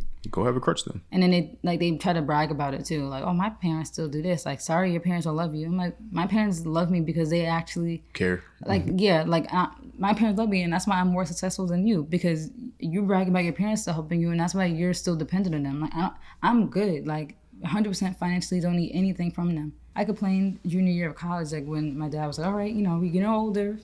Let's take you off the phone. Like, now you gotta pay your own phone. If I really needed their help, they would have helped me. But I was like, okay, I'm capable. That's fine. I'll pay my phone bill. And they slowly weaned me off. First it was the phone. And then I got my first car. So, of course, I had to pay for my own insurance. So insurance was next plus car note. Then it was like, all right, you make all this money. You got to buy your own food. I was like, okay, fine. Yeah, I buy my own groceries. And then I moved out. So it was slow and steady, but it helped me. Like, I'm appreciative of it because I'm better than ever now with money, and I know, like, I didn't move, like, when I moved out, everybody at my job was like, ooh, watch out, you're gonna have to start paying for toilet tissue, detergent, all that stuff. I'm like, okay, like, I've been paying for my own groceries and stuff. Like, moving out really did not affect me, like, financially at all, because I was already used to paying bills. Like, so many people, they're so dependent on their parents, and, like, they get onto the real world and they panic. I was just chilling. I was like, okay, now I got rent, I got renter's insurance. What else? That's it, really. Yeah. And the security deposit. Everything else I was already paying for. So I'm like, all right, 3 more bills now. Okay, cool. I'm chilling. I was buying toilet tissue and detergent in college. I know how to buy that stuff already. I've been buying my own clothes since I was 15. I actually got my first job 9 years ago. Today was my first day, actually. I saw it on my time out. I've been working for 9 years. Okay. Working since I was 15. So yeah, I'm thankful for my parents not cutting me off, but making me grow up. Like, you gotta build your credit score. Like, if you're 26, 27, still living at home, your parents still pay for everything, the cars in their name, you ain't even got credit. Like, you're not gonna be good in this life. And how you gonna do that for your kids? Like, yeah. Yeah. But I mean, just that's really it with that topic. We gotta add any more. No, I don't have anything else to add, but I was just going to transition us since it's just the money pod today. Yeah. Should have put stacks of cash around it somewhere. It's the money pod today. So, yeah. We're going to talk about the hypocrisy this is more of a We're general. talking about this first, right? Yeah. And then we'll go into this, since this is Maybe like we kind of won't. the same thing. Maybe. No, because these two topics are the same, so we could jump into it. Maybe, but we're this is more so just like a general thing, but it mostly encompasses this one specific point that I'll highlight things. But just the hypocrisy of people, and their ability to forgive things for people that they like, or overlook certain things that they like, but then turn around and attack other people for doing the exact same thing just because they don't particularly like them. So that was very general and vague as it can But possibly it goes be. into the. But anyway, to be more specific, Rihanna is a billionaire now. So congrats to her. Rihanna. I don't She have my deserves it. soundboard set up yet, but we're gonna get some. Yeah, we need to get this on board. Could we have it? We're gonna get the applause set What up is and it called everything. again? We're not giving any free plugs. Oh. We gotta stop talking about brands and things. Crazy. But yeah, Rihanna's a billionaire, which is great. Like, I'm not one of those billionaire haters. Like, I think that's lit, it's very fire. Being from the islands, literally. And to being a billionaire, she's only like 32. Rock Nation going crazy with all these Yeah, billionaires. Jay-Z, Kanye, Rihanna now. Run This Town Billionaires remix coming Run This soon. Town Part 2. Coming soon. Yeah. But yeah, I think it's crazy because, you know, there's just so many different things I want to say about this. First and foremost, before we get into this specific thing that we wanted to talk about, always capitalize off of the things that you have, in addition to what we were just saying about the investments and stuff like that. Rihanna's not a billionaire off her music. Kanye's not a billionaire off his music. Jay-Z's not a billionaire off his music. And all three of those, and this is true for all three of them, that is the smallest portion of what they make their money Yeah. from. Kanye's catalog is worth about $100 million just because I'm just a psycho music lover. Music. And But he's most worth of his what? money is from Yeezy. He's worth now what, 7? Yeah. And that's mostly because of Yeezy. And that's The like sneakers. 99.9999% of Jay-Z is what? Jay-Z's Alcohol. biggest is definitely his alcohol businesses. Do say, right? Do say he sold a huge portion of Ace of Spades, Title. But which even he that, sold probably to not. Jack. Oh, yeah, he sold, yeah. I think a part of it. I don't think he sold. I don't know if he sold the whole thing, but just even that, his alcohol businesses. He has Rock Nation. Yeah, oh yeah. That's true. Well, all the Rihanna signed to him. Yeah. He He has gets a portion of her He has money. Rock Nation Sports. He has just so many different things, and none of those things have to do with music, really. Yeah. And I think Rihanna's that, makeup. and that's an important thing. You get one step, and you take that step to take the next step to take the next step, and you just keep going. You don't get comfortable because a lot of these rappers, like I said, not like I was saying earlier, not everybody's meant to be a business owner. So some of these rappers are probably very content. Like they're like, I'm still rich, but it's different if you want to be a millionaire or a billionaire. And a lot of rappers are content with that. There's nothing wrong with that. Not everybody. It has to be a business owner, but it just shows the difference. But I guarantee you, if somebody was like, "Yo, you want $1 billion?" that they would Yeah, take they it. would. Yeah, if they knew exactly what to do. Yeah. So But yeah, I'm like I said, I'm not a billionaire hater. Like I don't That's want so whack. people. Yeah, the way people really bash billionaires, and then they be like, "Oh, you be kissing these billionaires' feet like they know you." I'm like, no, I just feel like people hate, like how we talked about this earlier. People hate capitalism, but capitalism is literally the reason like you're literally on your iPhone, on Twitter talking about you hate capitalism. Then throw out your iPhone. Don't Yeah, go on Twitter. get off Don't the use internet. anything. Don't go to the grocery store and go buy chips at any time of the day. yeah, don't go. Like capitalism don't is a drive good a car. thing. People Don't not drive. realize what capitalism means. Like maybe you guys should look up the definition. Capitalism is literally a good thing. It's literally the ability for any one of us to get rich. That's literally what it is. Nobody's overseeing us. There's no control. Go Yeah, live in if- China then if you want that communist Where they socialism. don't even have life. Google. Like, yeah. They literally don't even use Google. They don't have Twitter. They don't have Facebook. Yeah. They don't have anything. Like you're literally on an iPhone talking They about have hate a capitalism when there was literally a person who took advantage of the capitalist society and created the iPhone. Just real quick, we're not gonna Steve stay on this, but I saw a list of all of the ththings that they don't have over there, and I was like, yo. Yeah, and people always say, government- "I hate America," and then go ahead to these communist countries. And then I Go saw ahead. another doc because Jack Ma, the creator of Alibaba, is still missing, the billionaire Oh from yeah, China. that was crazy. But then I was looking at the long list of billionaires that just disappear off the face of the earth, and I was like, yo, that's pretty Scary. wild. Yeah. But So yeah, I think that people said, I know people's argument though why they hate billionaires because they feel like they became billionaires off the backs of laborers and stuff, like people working in sweatshops and stuff. So I guess that's people's Who? argument. I don't know. People think that's like Amazon workers and like whoever makes Rihanna's makeup. They're like, oh, they get treated bad, or like you guys only became billionaires off the backs of other people. that's how that works. Yeah. That is you employ people to work for you, and then that's what makes you rich. Yeah. That's every business. It's not like that Rihanna still couldn't do that, but obviously like you need people. I don't think she acts like she doesn't need people. I'm sure she pays them fair pay. Like I think people get mad at this self-made, but what did they want? But yeah.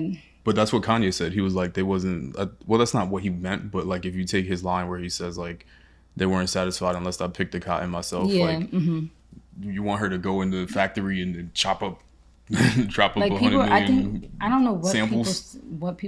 People just hate everything that they can't do. Because I can guarantee you, if they were a billionaire, they would not even be doing half the things they want these billionaires to do with their money. And the thing is, people don't even do the research. Like they're like, oh, these companies could end these people can end homelessness with all their money and stuff.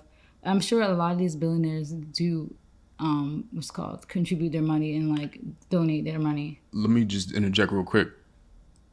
The wealthier you are, the more of a liberal sort of person you are. Like the real wealthy people are the most liberal people in the world. They drive Teslas. They don't believe in all these different things. They're literally like kind of like the coolest people ever. Yeah. It's like the rich people that like where the line gets a little blurry, but usually the wealthy people are like, they donate so much money. And that's the thing I don't think people understand, because like I, do accounting and like tax accounting, I learned a lot of stuff. When you're rich, the best way for you to get tax breaks is to contribute your money. So charitable contributions is a huge tax break. Like, are people dumb? They don't even know. These people are doing it even if they don't even want to. They do it so they can get these tax breaks. Like, the money is being donated. And they all do it. Yeah. They all do it. Yeah. No, not one wealthy person does not do that. Yeah. You go out, because I work for Bloomy. You go to pretty much anywhere in the city, you're gonna see his name right there for a reason. Mm-hmm. Bloomberg Philanthropies. Every museum. Anywhere in New York, if you go to Paris, if you go to Brazil, if you go to any place, like his name is there for a reason. You could go into so many museums in New York for free because of billionaires, but you're saying that they're not doing anything. They do a lot. I just think that. But I get the argument, because I do, but you know what? One thing that people need to understand is that liquidity is a real thing. Like, Kanye's a billionaire. If he said he could give $1 to everybody on Earth, so that's $7 billion, whatever. Yeah. Kanye doesn't have $7 billion. He may not even have 100. He just is worth that. He may not even have $100 million in cash. He's just worth that because of the stuff that he owns. It's not like being a billionaire doesn't mean that I open Chase right now and there's $1 billion in my account. Like, people don't understand this assets. That's the value of their business. That's the value of their estates. Yes, that's the value of all the things they own. Doesn't mean that that's liquid cash. Like, you guys need to be educated. That's all. Because it's just too many. Social media gave too many dumb people and simple-minded people a voice. And then there's a whole bunch of other dumb, simple-minded people that retweet it and like, yes. And what did I tweet? Well, you probably didn't even see it. I tweeted yesterday, I think. I was like, it's just a bunch of lost people that are leading lost people. Yeah, and it's like only a small amount of us are actually smart, and our voice isn't loud enough because it's just too many dumb stuff. And like, then you have pages like the Shade Room that perpetuate all this stuff and literally profit off of. And they don't. Our people being and they dumb, probably don't even believe that. They don't. And the person who owns the page isn't even like African American too. So it's probably like, I think she's like might be Nigerian and stuff. So it's just funny, like she's literally profiting off like. Which is African American culture. Which is capitalism too. That's capitalism.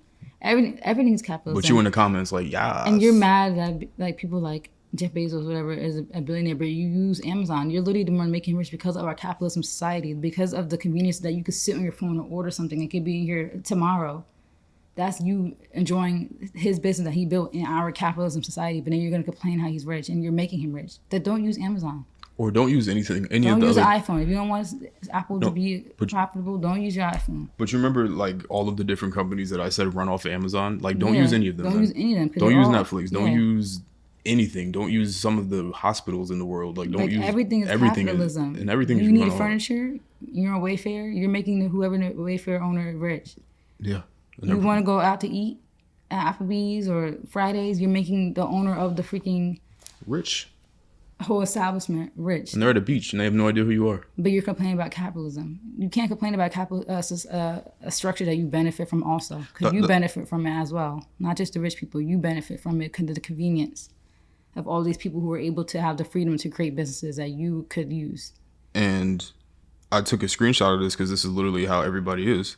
I'm not going to be able to put it on a screen. Maybe I could do it in editing. Yeah. But literally, it's a person with their shades on, with some Apple headphones in, on their iPhone, On a MacBook. on a MacBook, drinking a Starbucks cup with a Smash Capitalism sticker on their laptop, and they are paying for all of the capitalist things. You at MacBooks. Starbucks.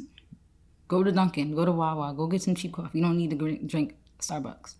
You don't need a MacBook. You get a You don't need an Dell. iPhone. You don't need an iPhone. Like, You don't need a phone. but he's talking about he was smashing capitalism while you're literally using all the things, the luxuries, I guess. That's why when This crazy people. we were we were watching it where we God, I forgot his name, but when the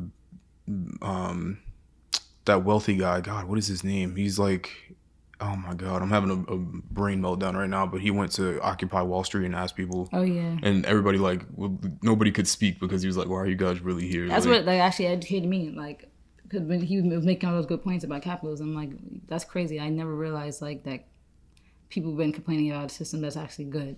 yeah, because that's what we're employed by, people that took advantage of a capitalistic society. I might be unemployed if Yeah. people didn't do that. Whoever created Prudential, thank you for creating this company so I could live financially comfortably. Yeah, Like, shout out to everybody that made everything. We're all speaking these on companies. we're speaking on mics. Yeah, These are somebody created this. It's all capitalism. Somebody created this. You're somebody, watching this on a capitalist. Somebody created. The property manager had the idea to get into real estate and created a building for us to live in. But and then you're complaining about the fact that people did that just because you can't do it, and that's really the root of it. You don't It's like- care. it's You a don't care about sore homeless loser. people. You don't care about homeless people. You're just mad because you are struggling and you feel like you shouldn't struggle in a society that we all could succeed in. Yeah. And I get there's an issue with people being extremely poor. Like, I get that. And that's a whole different issue that we would have to address. But it's like the people who are complaining aren't poor because you're on an iPhone, on let's- Twitter, tweeting. So, Let's get into it because people they want to throw money at all the issues in the world when most of the people that are homeless are mentally ill. voluntarily homeless too. Not voluntarily, but like family tried to help them, ran away, didn't want help. Yeah, but even that, it's like definitely more in California too. New York is different, but like I work in New York, so I see the most intense homelessness because I just looked up the data. Remember the other day where New York is like by far the most homeless populated, Yeah. and it's a city. In It's the like US, right? in the U.S. I see the most extreme level. Well, maybe not the most extreme levels of homelessness, but I see because of where I work, it's not extreme necessarily, but Yeah. I see a lot of homelessness. Yeah. It was my first day back like 2 weeks ago, and I did like a speed run in my head. I'm like, how quickly when I get off this PATH train will I see a homeless person? I think it might have been 4 seconds, like not even joking. And I was there at 5 a.m. Even last night, I saw homeless people in Newark. And it's mental illness. We gotta really talk about it. It's not that they don't have money, that they don't have a job. They could walk into like any fast food place really and legitimately get a job because they always need help. They always need people to work. How many times me and you were out and we're like, we make jokes like, oh look, they're hiring. Like, Yeah, it's all the time. It's always- The reason why the homeless people won't go and get those jobs is not because they can't go get the job. It's because they're mentally ill, and in their mind they will either prefer to be on the street or they're so like in a different like autistic level or like schizophrenic paranoia, Yeah. like just a crazier weight, and I hate to use the word crazier, but just like a elevated level of mental illness. yeah. That Because there throwing are- money at it is not going to help. not gonna You help, give them like- $100, they probably would throw it out. That's like a mental illness problem, and even then, there's only so much you can help with mental illness because like you could be medicated and still reject the medication that just doesn't work for you. Like that's just a whole nother. That's just a part of being a human. Unfortunately, like we have to deal with these things. And one thing that one thing that people that are professionals in the mental illness space and trying to treat it and stuff like that, one of the things that I've heard consistently is that if they don't want the help, then you can't do There's nothing you anything. can do. If they're not going to take the medicine, if they're not going to take the therapy, if they're not going to do any of those things, there's literally nothing you can Like do. you can't force it down them. We live in a democracy. Like you can't force people. You can't pin people down and make them take medicine and be Yeah. like, get a job. Like you can't do these things. So throwing money at all your issues is not the It's not the solution. It's not to the solution, everything. but Yeah. it's telling that people go to that as the issue with billionaires because that's really just underlying for what they want. They really just want money thrown at them. Yeah. They don't want. They That's- don't. I noticed that Literally, too. never Somebody, anybody like- ever says like, "Yo, let's get them." Yeah. It's just like that's the thing. Like that's crazy because I see that all the time. Like people they'll make arguments about like, oh, this percentage of the population, like we're struggling and billionaires exist. Like you said, they just want handouts. Like they just want a reason for the government to give everybody money. Stimuli, and all this other and stuff. that's just not how. As like, opposed to in a perfect world, there would be no money, and we all just lived on this earth and just lived. But that's just not how it is. And like we need these structures in place. Things like this world would be crazy if we didn't have some type of structure. Yeah. And a lot of people just excuse the fact that they like.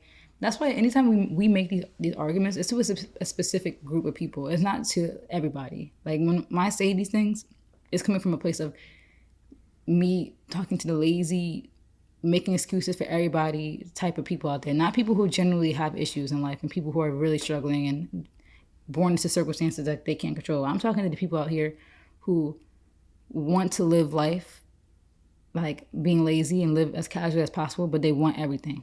That's the people who I'd be mad at. Yeah, they want to work less and get paid more. Yeah, they want handouts from the government, but then they don't even try to do anything. They're mad at billionaires, but haven't taken up any hobby. Like that's the people we're talking about. Like the funny part is that the people will get the stimulus and then go spend it on capitalism businesses. Yeah.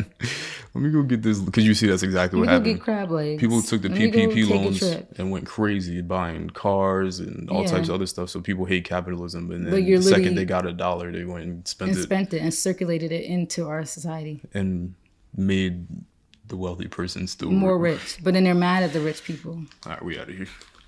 And that's the thing too. A lot of people were mad at Rihanna. That was the point I wanted to make. Yeah, we didn't even get to the actual point. I don't like the hypocrisy of that, because that's how we talked about before. Remember I said Rihanna wears something, it'll be fire, but if someone else wears it, they think it's trash. Yeah, people are too hypocritical. They just love her, and I get it, but still, like, keep that same energy. Why you hate Jeff Bezos, but you love Rihanna? And this is no Rihanna hate, because we love Rihanna. Mm-hmm. Well, at least I love Rihanna. I don't know how you feel. Yeah, I've been a fan since the beginning. Yeah, I love Rihanna. Everything that remember that Rockstar video I made? Yeah, I used to lip sync videos. Yeah, we love everything about Rihanna, fashion wise, business wise, music wise. Everything about her is definitely fire. So it's not Rihanna hate, but it just this exemplifies like you were saying, if Rihanna wore this, it's fire. Somebody else wears it, it's trash. If Kanye does something, people, because usually people think Kanye's crazy, so usually when he does stuff, it's like, oh, he's blah, blah, blah. Yeah, and the comments are automatically going to be negative. And everybody in the comments are just going to be negative because they see negative comments. Except for this time with the album releases and stuff like that, I've seen nothing but positive. I've seen mixed stuff. I've seen nothing negative. And there's even still some people like, are we all forgetting what he said? Blah, blah, blah, blah, blah. I'm like, we have got to. All right, next episode, I'm gonna come with the full Tyler interview clipped, and we're gonna go through each topic, because he talked about. That's exactly what he was saying. He was like, "What's people's purpose?" Like he was literally saying, like, "Oh, well, let's get Kanye out of here. Now, what are you gonna do with your life? Yeah. Still, what are you gonna do? Like, so what did you accomplish? Like people find like joy out of it. It's like they get off on it. Yeah, their heart races, and they're like, "Oh yes, we're getting like this is crazy." And that's what he was saying. He was like, people he's like, oh, well, I didn't make the basketball team in high school, but we got Kanye out of here. Yeah, like congrats. That's what you did with your life. Congrats. Your resume is great. He still has 12,000 acres that he can go ride his tanks on. And you're still gonna go back to be where you are. Yeah. But yeah, so it's definitely a lot of hypocrisy when people pick and choose. Yeah, when somebody they like does something, they love it. Nothing. It's just gas. It's just yas, mad claps, yas. And then when somebody that they don't like, or somebody that doesn't look like them, because I guarantee if Bezos was black, it wouldn't be black people complaining about Bezos. They'd be like, oh my God, look, blah, blah, blah, blah. Because nobody says that really about Oprah. Oh. And Oprah's probably, we're going to talk about, I actually had that for the next podcast. Look, it says fourth podcast. Look, we're going to talk about Oprah. Oprah is problematic too, low key. Like we got to dig into how problematic she is, and nobody ever checked on it. And she kind of just chilling right now. She's a billionaire, right? She's a billionaire, but Kanye has a lot more money than her. Jay-Z has a lot more. Maybe not a lot more, but they're on the like. Because nobody watches talk shows anymore. So Oprah's whole claim to fame. So she kind of like stagnant, and they're still going because Kanye is not even probably at his peak with his money. I'm sure you see everybody's called Yeezy Slide prison shoes, and every time I'm out, I see Yeezy Slide. I saw something last night, but those croc-looking ones. I'm like, I thought you guys hated Kanye. Everywhere I go, as somebody with Yeezys on. But that's the thing. Everybody hates everything until it's until cool. they just have to get their taste and what they like based off that, because that's what I was telling you. I'm like, yo, I have to not follow these people on Instagram, because all I'm ever gonna want to do is try to replicate them. It might not be purposely. It might be subconsciously. The second I unfollowed all those people, I've started to learn more about myself, the stuff I like, the things I'm interested in, instead of trying to replicate what's on Instagram because it's acceptable, because I want people to accept me and like things and be like, oh, this is fire because somebody else wore something similar. Like, once I got out of that, made me feel better. Yeah, which is good, because now you're having a mind of your own, and that's when you actually like enjoying yourself. But people are just the so average sheepy. people aren't like that. Like, it's crazy. Anytime you go out, it's like multiple people wearing this, looking the same. Like, why do you guys think? That's, at the end of the day, do you? But it's like, I don't take pride in looking like everybody else. Like, I want to wear something that no one's wearing. Like, I want to be the person that like, whoa, what is she wearing? Like, even me with my pink hair. Like, these last 2 nights where I went out, everybody was like, oh my god, like, it's lovely hair. Like, I just like the fact that I always stand out. So Yeah. So I try my best. people are just definitely hypocritical with who they give their chances to, because if Beyonce or somebody that is Like, socially acceptable. there's the group of socially acceptable people that no matter what they do or everything that they do is like gassed up. It's like accepted. It's like, okay, we're gonna give them our money. Let's throw our money at it. But if there's somebody that does the exact same thing, then Hate. it's hate. Yeah. Because it kind of like Tiana Taylor until recently, where she like got herself out of that. Or she was hated. She was hated because of that whole Rihanna situation. Yeah. Because people love Rihanna. They were beefing. And they were beefing. But And then, now people, I feel like her turning point was when she was in Fade. Yeah. Because everybody was like, oh my god, who's that? Yeah. And then now public perception is different. Now everybody loves her. Now there's And now her, she can do her no relationship wrong. with her mom and the kids, like, she just has a different image now. Yeah, because if she was like still didn't break out of that and was like being open about her her threesomes and things with Iman, and then people would be smoking her, like they would be killing her. But because now public perception is different, then people love her. Then they love her. So everybody's just hypocritical all the time.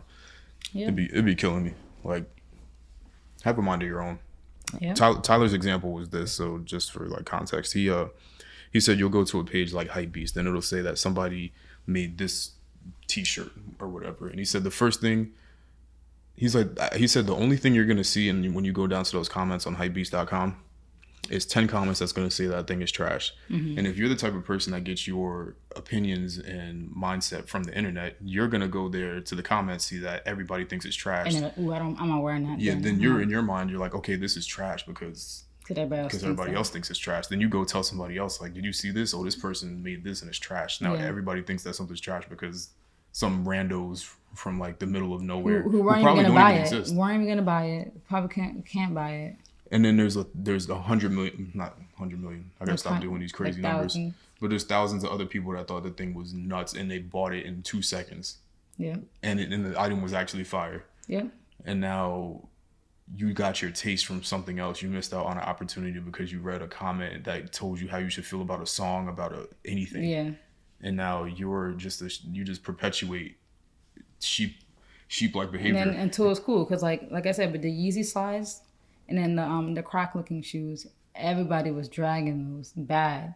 I don't know what the turning point was, but everybody got those now. Everybody was smoking Crocs in high school. Paying mad resale too. You paid so much more than you could have paid. Those shoes sat on Yeezy site for weeks. My brother got them things when they were nothing. Yeah, like what, 60, 50? I don't even know if it was maybe? That. Yeah, we might have been even lower than that. Now you're paying like $200 for slides because you thought they were ugly until they were cool. Now you end up paying more money. Yeah, even Yeezys, even 350s. Yeah. People thought they were like, oh, what are those? Yeah. Blah, blah, blah, blah, blah. Now a couple years later, they're out. You can't go. You could do a speed run in New York. They're everywhere. Like before, it used to be rare seeing Yeezys. Like back when they first came out, like I used to be gassed. Anytime I saw people with Yeezys, you would always take a Snapchat. I remember. Like, oh my god! You'd be in a party, you see somebody like Yeezys. Because I used to try every single drop, and I failed bad until like 2018. People are just so sheepish, and it's just this group of like media companies that do all of this. Like you'll go to Hypebeast or Complex or like who else? Academics or I don't know. Like anything, I guess. The Shade Room, just any news media outlet, they all post the exact same thing, the same perception. You never see the Shade Room have an opinion on something that differs from the same opinion that another news outlet has. They all have the same opinion of something. They all collectively say something is trash. Like everybody will be dragging somebody. We'll just say anybody. They'll all do it. Not one person out of that media outlet, not one company will ever have an opposing view. Yeah. Because they know that that's not what's going to work. And then because they perpetuate this, everybody has the same mentality and everybody ends up being stuck. Yeah. But who cares? Because they're making the money off of it. And they're, again, still feeding into capitalism. Mm-hmm. They're still being rich because you're giving them clicks and commenting on their posts and stuff like that, giving them a platform. Yeah. People hate academics, but go to his comments. Yeah. So you're literally making him more rich and more relevant. Yeah, people are, same with the Kardashians, of course. Yeah, the Kardashians are my big example. People claim they hate them so much, but every single time they do something. If you're monitoring behavior, you're a fan. Yeah, and you're making it more relevant by you quote tweeting something like, "Look at Kim appropriating Black culture again." You're constantly quote tweeting her tweets. I wouldn't have even seen that if you didn't quote tweet it. So now I see it. Like, you're literally you're making these people more relevant and famous, and then they're mad that they're relevant and famous. Yeah, so if you really don't care about them, then don't talk about them. Yeah, if you really don't, but that goes for anything. So if you really don't care about anything, then don't say anything. I think the only time... your 2 cents. No one's looking up to you as a social activist. We don't need your 2 cents about her appropriating Black culture. Like, just don't talk about it then. But not even that. It's like, it's just with anything. Like, if you don't like those sandals, just don't buy those sandals. Because all you do is just do more promotion. You talking about it is promo no matter what. Because if I didn't see those sandals, I'm like, oh, let me check these out. That's why all celebrities always say, like, hate is not even, they don't even care about hate because hate is still engagement. Yeah, it's still making the money. They'll go take that screenshot of how many people hated their thing. Like, oh, I got this many impressions, and then go use that to go get a bag while you're sitting there still where you are in life. Yep. And that's why this social media thing is crazy. It's so crazy. It's just funny. It's all going to come toppling down soon. I think people will start to realize. Because anything that comes fast has a fast drop. So social media was so rapid into our society, it's going to fall just as fast as it grows. It's crazy because people literally, like, I know this is what we were just talking about, but people will really gas up rich people buying like a Lambo or like a Chrome Hearts Rolls Royce or something. Like, they'll gas it up like, oh, this is the craziest thing ever. And then go cry about how their situation. It's just crazy. But if it's somebody they like, then it's fine. Yeah, people be like, oh my God, look at the car that so-and-so brought so-and-so. Like, it was like, oh my God, so cute. Goals. God, it's me again. I need rich friends. But then next week you're tweeting about how you hate rich people and how you hate billionaires and how they hoard wealth. Hoard wealth? What does that even mean? Hoard it? Apparently, the money that you earned is not valid since you earned it. So apparently you're hoarding money if you don't give it away to randos. Yep. I should put my cash up in the comments since those people are so be like, help charitable. me out, help me pay my student loans, please. Since you're such a charitable person. Yeah, since we're doing handouts. You probably don't do anything. Those probably don't even do regular charity themselves. They don't even sign a petition. They probably don't do anything. They probably never donated. They probably, when they ask you if you want to donate $1 to the kids at the cash register, they probably like, nope. Yeah, they probably never went to a clothing drive, probably never did no Habitat for Humanity, probably didn't do anything. Never a Thanksgiving drive, never a Christmas drive. No community service, nothing. Never did anything. Yep. Never went to a Boys and Girls Club. Nope. Never went to the YMCA. Nothing. They don't even drop the change in the McDonald's. Yeah, that's what I was saying. Like Ronald a little McDonald cup. fund. Y'all are crazy. But billionaires are hoarding their money. Bro, I donate money when I go to stuff too. As an everyday average person, like, you could donate too. I don't donate money when I go to UPS. Yeah, you just always give people money. Just always giving out money everywhere because it's like, you know, because I'm not stupid. Yeah. That's it. My back hurt from all this. All right, we're gonna get to our last topic. Like, it's like, so it's funny because we were just talking about like fashion, people following stuff and sheep. So that kind of goes into our next topic, our next like last 2 topics, which I'll just read everything. I'll say, is streetwear dead?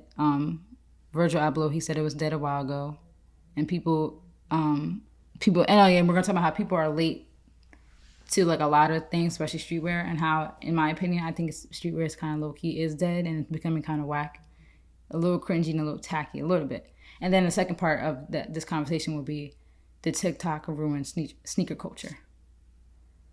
So the first part we can get into is Virgil Abloh saying a few years ago that he thinks streetwear is dying. And do you think streetwear is dead? Yeah, I think it's dying.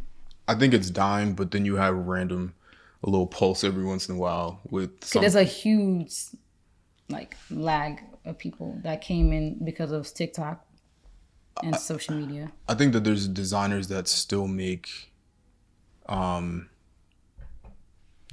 item that like restores the feeling a little bit, that like makes streetwear still kind of exist. Like, Yeah.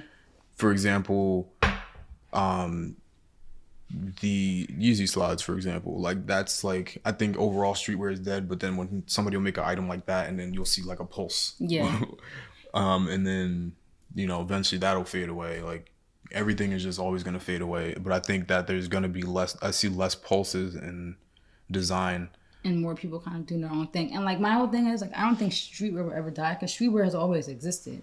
I just feel like there was a period of streetwear that was very like from 2011 to 2018 was like a mass something shifted where everybody with like this cared about how they dressed and the sneakers, and it was just I don't know what happened. It was like a crazy shift, and now it's kind of dying, because like urban wear was always a thing. Like the 80s, 90s, people have been dressing like this, but it's just that there was a period of modern day streetwear that's gone. And by dying, it's like it's not popular, but that's the thing. It's becoming increasingly popular with how people dress. Stuff is popular. That's when it's dead. Yeah, that's when it's like. And that's why I have this chart. Maybe we can add this too, that you learn in marketing. It's like, there's like this thing that marketers study that I remember learning about this in school. There's like a marketing strategy, and you have 2.5% of people are innovators. So that's like the people who like created something, like the people who like A$AP Rocky and like Virgil, the people Kanye, people who were early on this and innovated stuff, created stuff for the culture. Then you have early adopters, which is the people who were the closest friends, or the people who were just hip to the community that were buying the stuff. And then you have the early majority. I put myself in the early majority category. They said 34% of people are usually early majority. So that's like the people who were really into, like I say, like maybe 2015, 2016 when Yeezys came out. That's, I feel like, early majority. People who were wearing streetwear then and were into all that stuff then. Then you have the late majority, which is probably like maybe 2017, 2018 when it was kind of dying. And then you have everybody now who are the laggards, which I feel like is TikTok culture. Everybody wearing ones, graphic tees, basketball shorts. Like, you guys are the laggards, because everybody who were the early innovators, the early adopters, are moved on a long time ago. Like, those are the people who were wearing like Rick Owens now, Rick Dunks. Like, they've been moved on. Which is And you guys are still wearing graphic tees and ones, talking about you drippy. The only thing though. No, you late. Is the one thing that I'll just preface it with is that if you were unfamiliar with the style and you saw a style and then you liked it, that's cool. But if you are now switching yourself to the shorts with the graphic tee, with and the ones, hat, the baseball cap, and the trucker hats, and then now the next thing you go and do that too, then it's like, okay, well, you didn't even like what you just were doing before. You only liked the.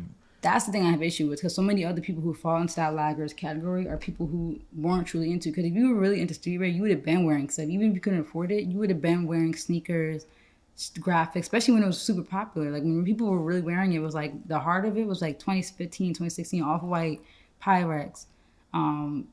What's it called? What's that brand you was wearing? Ventril. Crooks and Castles, Ventril. Crooks and Castles is kind of like skate. That's like skate. Yeah, something different. What else? Anti-Social Club.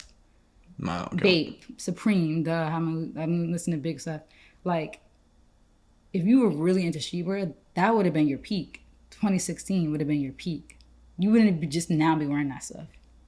Yeah. Like, how you got your first pair of ones in 2021? You got your first pair of ones. And that's what I was saying. Like, at least for our age group, you got people that are approaching 30. That's what I mean, our age group. Like, you're about to be 30 and you just wearing streetwear. Yeah, like where you been at when we was in high school, middle, and college, when you really should be wearing that stuff anyway. We approaching 30 years old and people going out to buy Beep Shark hoodies, like to go put them on in the club with the hood up. Like, that's crazy. Like, you 30. Go start a family. Yeah. Please start a 401k. Like, go home. And that's what I have an issue with, because of somebody who's actually like into streetwear and passionate about it. And like, I really, like I said, I'm like an early majority. I didn't really get into it until like high school, like senior year, freshman year of college, 2014. And it's funny because that's when I met you.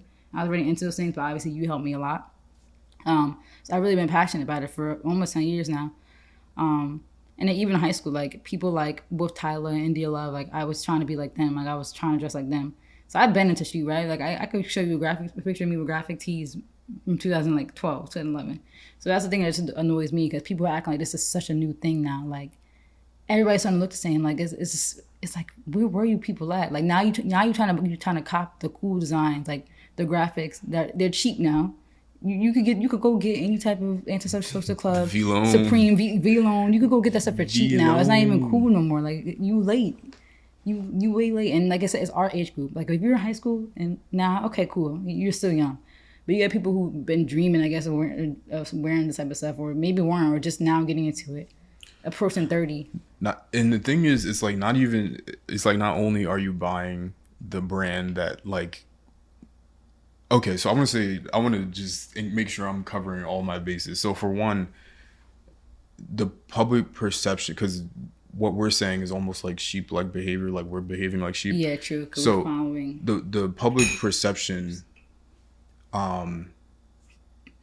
is not the issue, because if somebody says Supreme is whack, that doesn't mean that you should not wear it. Yeah, I still wear my Supreme. But what we're trying to say here to like be more specific is not how other people feel about how you dress that matters. It's how it's the reasoning for why you're dressing that way. And just like I said, and just the whole being late to it, because it's like obviously you can still wear whatever you want. Like if you really think that's a fly fit, which the fits aren't bad. It's just that it kind of loses its spark when everybody's wearing that. And that's like, for me, like when you're really passionate about the fashion stuff, it's like, you don't want to look like everybody else. It's not just you being a sheep, it's just you being passionate about it. And like, I feel like that look is like, the innovation of that look is gone now. Like when that look first came out, it's like, that's flea, like that's lit. Now it's just kind of like, you look like everybody else. And the funny part about it is like this new style with the baseball caps or trucker hats with the vintage tee with the shorts and then the ones, that's the same as the 90s. Like it's the exact same style, literally the exact same thing, except it wasn't a vintage tee. It was just the present tee. Yeah, the present. It's not. And style always cycles. Yeah. But it's just the being late. It's still you're late to when it resurfaced. That style probably resurfaced like early 2010. But even that, it's like if you like that style, that you should for 90s style specifically. If you like that style, you should have already known like that. Yeah, you would have been dressing like that throughout your whole life. Because some people stick to one style that they like, and that's all they wear. And this is why I think that streetwear is dead, is because how we were saying, how I was talking to you the other day, there's only so much in clothing that can exist. There's only so many different ways that a dress can be made. There's only so many different ways a t-shirt can be made. So the introduction of jeans back for construction workers was eventually then implemented into just regular everyday life. And everybody wears jeans. But suits and things have been existed for hundreds of years.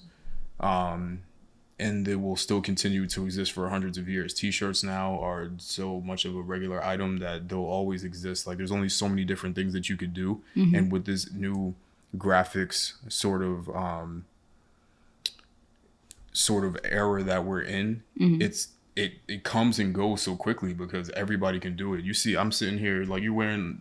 Well, I didn't make that, but I could sit here. We got the heat press and the thing over there. I could go make a t-shirt right now. Like the graphics era, like there's not going to be that much innovation. And the thing is, like you were saying, it's because like anybody could do it now. Like the reason why it was like when it first was like in the early adopter phase, the innovator phase, the reason why it was so cool to dress like that, because it was not easy to do. Like these brands were expensive. Yeezys, like I've been trying to get Yeezys since 2015, like when they first came out. I failed every single time until like 2018. Like I actually I would be up on for hours on all the sneaker sites trying to get them. Adidas confirmed that fail, L's, back to back. But I like now, like I said, Yeezys are everywhere. They're like the new Air Force One. Like, so now I can get all the pairs I did want to. The resales of some of them already went down. Like, it's just not in its peak anymore, and that's why it is dying out. Like, it's not to say like that we're sheep and that we're not dressing like that because everybody else is dressing like that. It's just that it's dying out, and like the spark of it is gone. And like I feel like this, like, you know, we talk about like Luka Sabat, that's how you say it, right? Like, style evolves. Like we're still true to our streetwear style, but it just evolves. Like streetwear is evolving, so that doesn't mean we're being sheep because just that part of it died out. I still wear sneakers all the time. Sneakers are never gonna die, in my opinion. I don't think sneakers will die. But as far as my streetwear, it's changed. It's still streetwear. It's still true to me. It's still like an urban style, but it's just not the graphics anymore. And I'm wearing a trucker hat now, but that's like not like all I wear. It's not like I'm wearing this and like that. Like it's evolved. Like I wear different clothes now, and still keep the accessories. But yeah, it's just, and it's very commercialized, whereas it wasn't before. But for me, I'm a super fashion head, so like to me, it's two different questions. So there's fashion and then there's style. So the style right now is just regurgitated social media, whatever anybody's wearing. I want to get the same thing because that looks cool. And I saw this person do that too. So now I want to get that. So then I could be just like those people. Style is trash now. Like streetwear style is trash. Streetwear style, yeah. But fashion is not trash. There's so many different things in fashion that people don't like or aren't privy to because it doesn't have a logo on it or it's not recognizable. Like, that's why I'm surprised even that the Ramones became popular, but I'm not surprised at the same time because it is a recognizable shoe. It's like, okay, it is now. Now it is. And it's funny though, because before when it wasn't a recognizable shoe, everybody thought they were Converses. And the people who are label people got mad. They'd be like, these aren't Converses, these are Rick Owens. Like, it's like, okay, like, you know, if you really were passionate about it, you're not even trying to prove that to nobody. Like, if you know, you know. Yeah. Like, people out and they see the shoes, they be like, oh, nice shoes. Like, could they know? Yo, you know, if you have to prove to people like, oh, I'm wearing Rick Owens. These are Rick Owens. Yeah, these are Rick Owens. Then you're not wearing them because you want to. You're wearing them because you want people to know you're wearing Rick Owens. Like, it's like the McQueen shoes that I hate. Oh my God, I don't even want to get started with those. No, the McQueen shoes is like everybody got those now too. Could they feel like luxurious? Yeah, they feel like, ooh, I got these, and they don't have a logo on it, so you have to know what these are. It's like, but then they're still telling everybody. Yes, Look, we all like. I got my McQueen. Look, like. It's like, wait, first of all, those McQueens have been out in existence for mad long. Like, those are old. Those are mad old. I'm so confused why, like, we got a random spike. So weird. I'm not familiar with the origins of that shoe, but McQueen might have made those when, like, before he died. Yeah, which was like a while ago. Mm-hmm. Those are old. Like, I remember. I wouldn't be surprised. Yeah. But those, it's like, now people even for things with the non-recognizable stuff, it's like, oh, this is what this is. Like Bottega, for example. Bottega, like, they don't really have labels, so, like, that's the thing. Like, if you know, you know. Like, that's certain, like, their style, like, their brand is unique to me, so I know it when I see it. But a lot of people have like feel the need to have to like tell you what it is because it's not plastered labels on it. I'm glad I didn't do it, but back when I wanted some Bottegas, which was like, God, maybe 2015-ish, 2016-ish, back during the whole Chelsea Boots wave. Yeah. I'm so glad I didn't get them, but like, if I bought a pair of Bottegas and put them on, you wouldn't know that versus even what's the shoe that you had? Well, you still have them, the Margielas. Yeah, you would never know. You wouldn't know they was Margielas. But I don't care for people to know. Like you buying them because they're a good quality shoe. Yeah, that will last forever. When you take them out the box right now, it still smells like leather. Yeah. It don't matter where I wear them. Things still smell like luxuriousness. Mm-hmm. Smell like luxury when I put them on. But it's because I want a great boot. I don't want an Aldo boot that's gonna disintegrate. That you had to replace anyway. And by the time you replace it, you had to buy it. Because the leather disappears. The Margiela is handcrafted in Italy, probably. I would assume, taken with the utmost care. Mm-hmm. And so that's why I get those. But it's not for the purpose of. Because like you said, you would never know. I mostly buy things that you would never know. You would never know what this shirt is, and you wouldn't even be able to guess what it is. Is it a brand that I know? Yeah. Okay, I'm gonna do 3 guesses. Is it Helmet? No. Raf? No.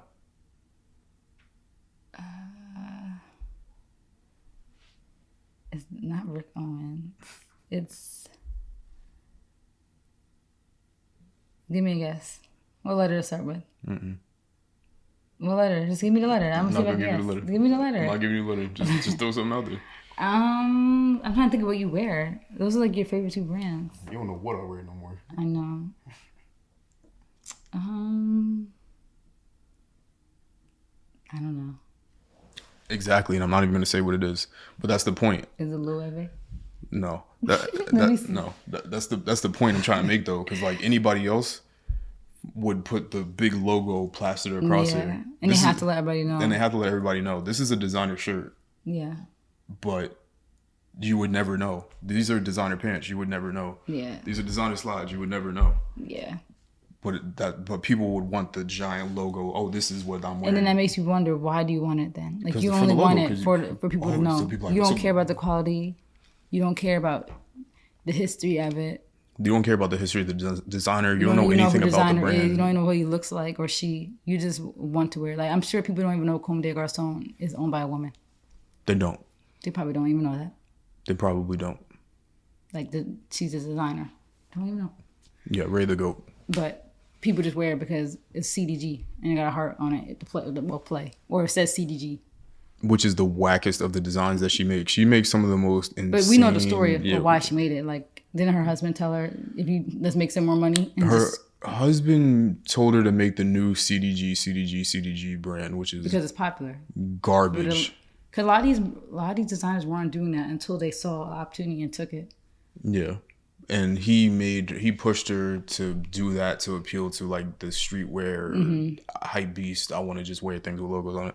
Yeah, so that was just a money grab. I don't think she really truly was passionate about it and wanted to do it. The Play thing came by like an accident. It's an affordable thing though. Play was supposed to be the affordable brand though. It was an accident though. Like that design was supposed to just be that heart design. I forget the name of the designer that made the logo itself, but that wasn't with he didn't make that for the intent of it being its own brand, but because of the popularity of it, it just became its own thing. But now that it's kind of like in an affordable range, people can buy it, and especially because the Converse collab, Converses aren't expensive. People have accessibility towards the it. Converse was not much. How much? Not for how much I It's paid like for mine. $120. Yeah, it was like $120. That was like my first like real hype sneaker, and I got that in 2015 too. So it's just funny how like a lot of people relate to that too.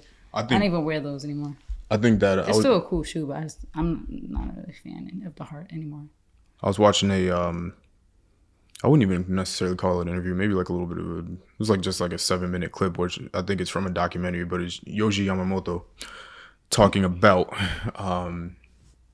just fashion in general and how he's saying like every day more beautiful designs and things die because everything is just so commercialized. Well, he didn't say things that were commercialized, but it's like what I took from that is just like everything is just here today, gone tomorrow. But when you look at fashion itself, fashion is always evolving. It's always, it's just there's so much to design and clothing and things like that. But style is different. Style is just here today, gone tomorrow. But fashion and designers and the things that they were able to do, like Craig Green is insane designer.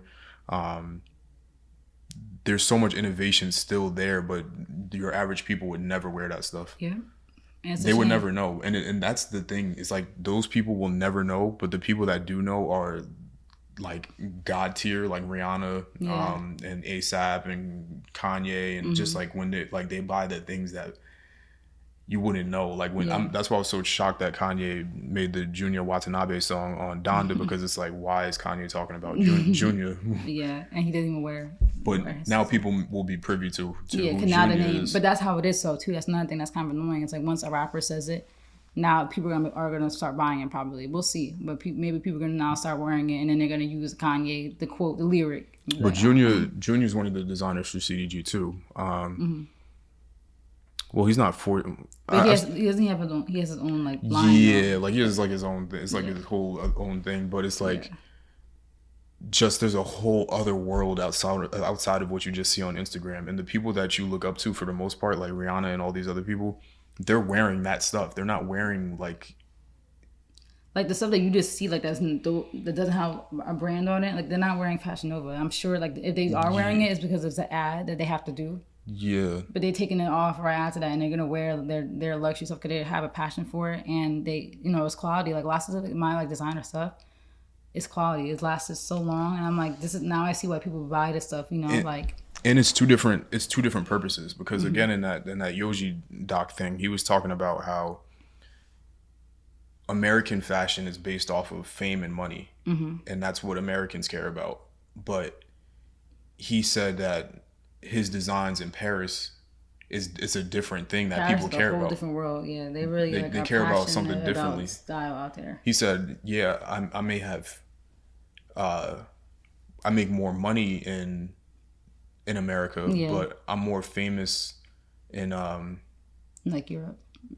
Yeah, because he's not commercial, and people care about the designs, and it's like, oh, he did this with this. It's Like, more of an old world out there. Like America is like probably the youngest country. there's just so much to fashion. Like, even if we want to talk about this shirt, there's like built-in air vents in the shirt, so like when you're moving around, when you're moving around, the air flows differently. Like that's all that That's the thing different too. stuff Like that you won't really, get. you really realize that once you actually start buying those things, because you're like, okay, I get like some stuff. Yeah, it's still overpriced because the people have the right to do that. Their names attached to a brand, and they could price wherever they want. But you could also see the difference in like, all right, I see why this brand's a quality brand. Yeah, and just design and Compared stuff to in just general. like Shein and stuff like even how it looks. Like sometimes I'll buy stuff for work from Shein, and I was looking back at pictures from when I was back in the office. I'm like, some of these fits look bad. Like it's just because of the fact that the material is so cheap. Like you could tell when somebody's wearing a nice suit. Like you could see it. Like it just looks crisp and like clean. And that's the thing. It's Instead about of dingy design. looking and like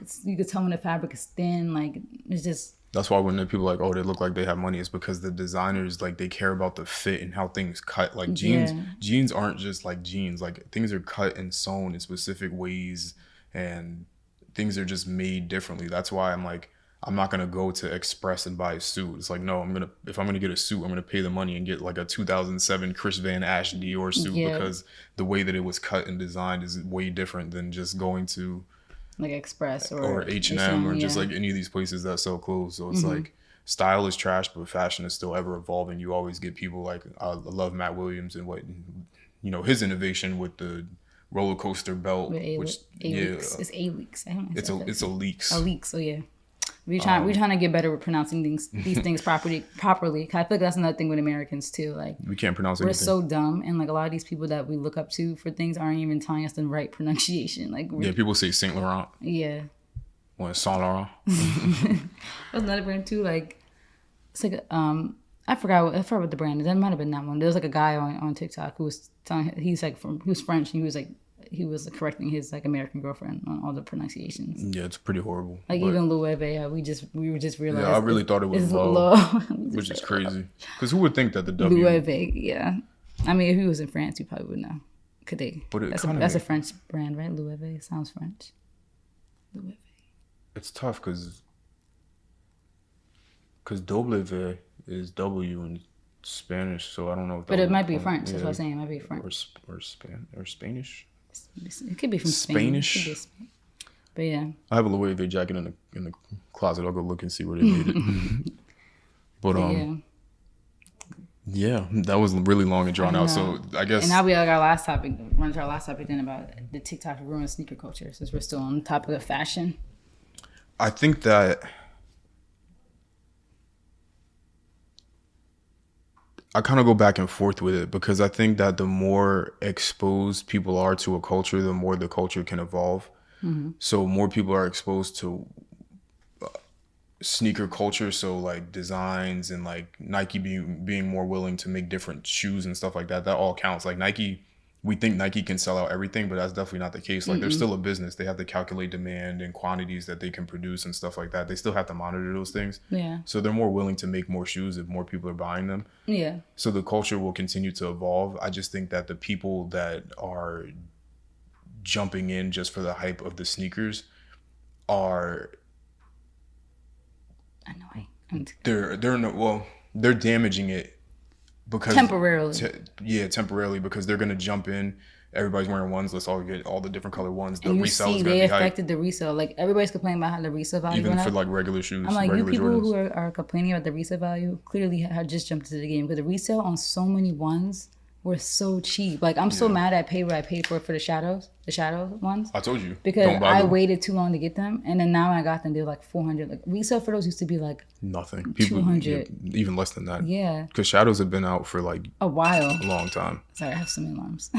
But yeah, so that's the thing. Is like people are complaining like resale is so crazy. I'm like, you guys not realize how resale works? Like everything is the market. You control the price. If you and all these people who randomly just got into sneakers didn't just jump in, the resale wouldn't go high. The resale's only high because there's more of a demand for it. So of course people are gonna adjust. The resale value is high because of you people who are late to the sneaker game. Yeah.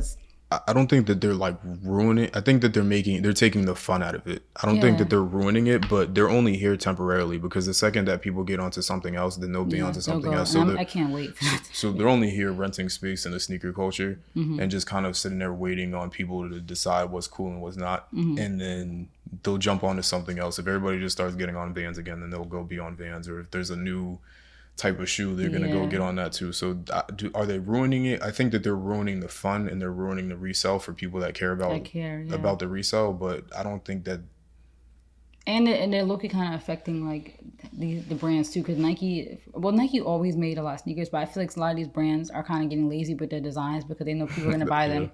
They could just make a one that's any colorway. they can make a dunk in And any people color. be like, "Ooh, these are already, hard." Yeah, Okay. a dunk in any How? colorway that's already come out. Yeah, like Yeah, dunks are the dunk hype is so random. dunks are very mid. So they're like they're You they're know- cool. I think if you have a really fly fit, they're a good kind of comp shoe to add.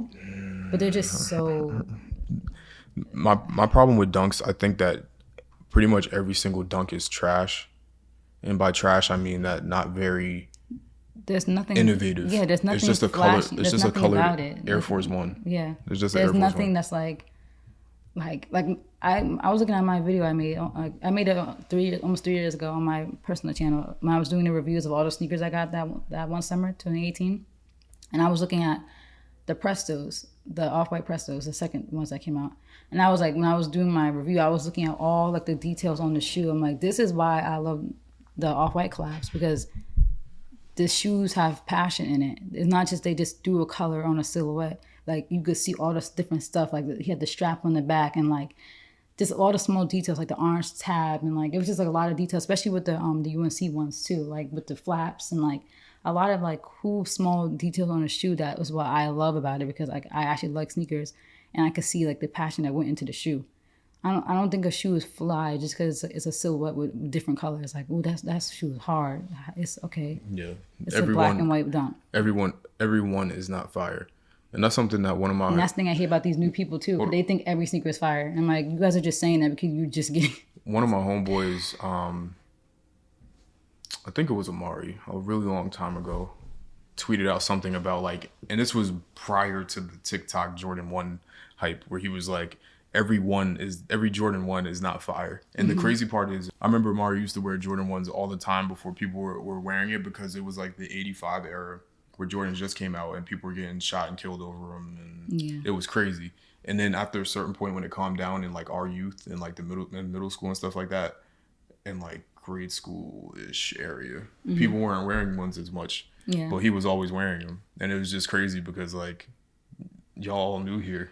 Yeah. A lot of people are new. Which and- is fine. Yeah, it's fun because we all were new at one point. Yeah. Like I didn't start wearing Jordans until college. I didn't get my first pair of ones, and the ones that I got were like not hyped. So it doesn't Yeah. that doesn't matter, but I just really liked them. Was a pair of Olympic Jordan 1s, I think was my first pair of ones, but not my first pair of Jordans, but my first Yeah. pair of ones was like 2015.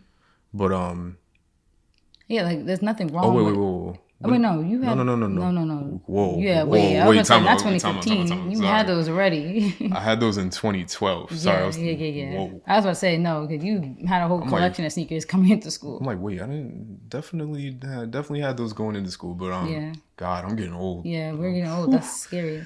Yeah, but Yeah, you had those in 2012. I remember those. I like those. how you know I had them in 2012? I didn't even know you. No, you just said it. I'm just kidding. Oh, why? No, like I just remember seeing them in college. Yeah, 2012, 2013 era somewhere. Whenever they came out.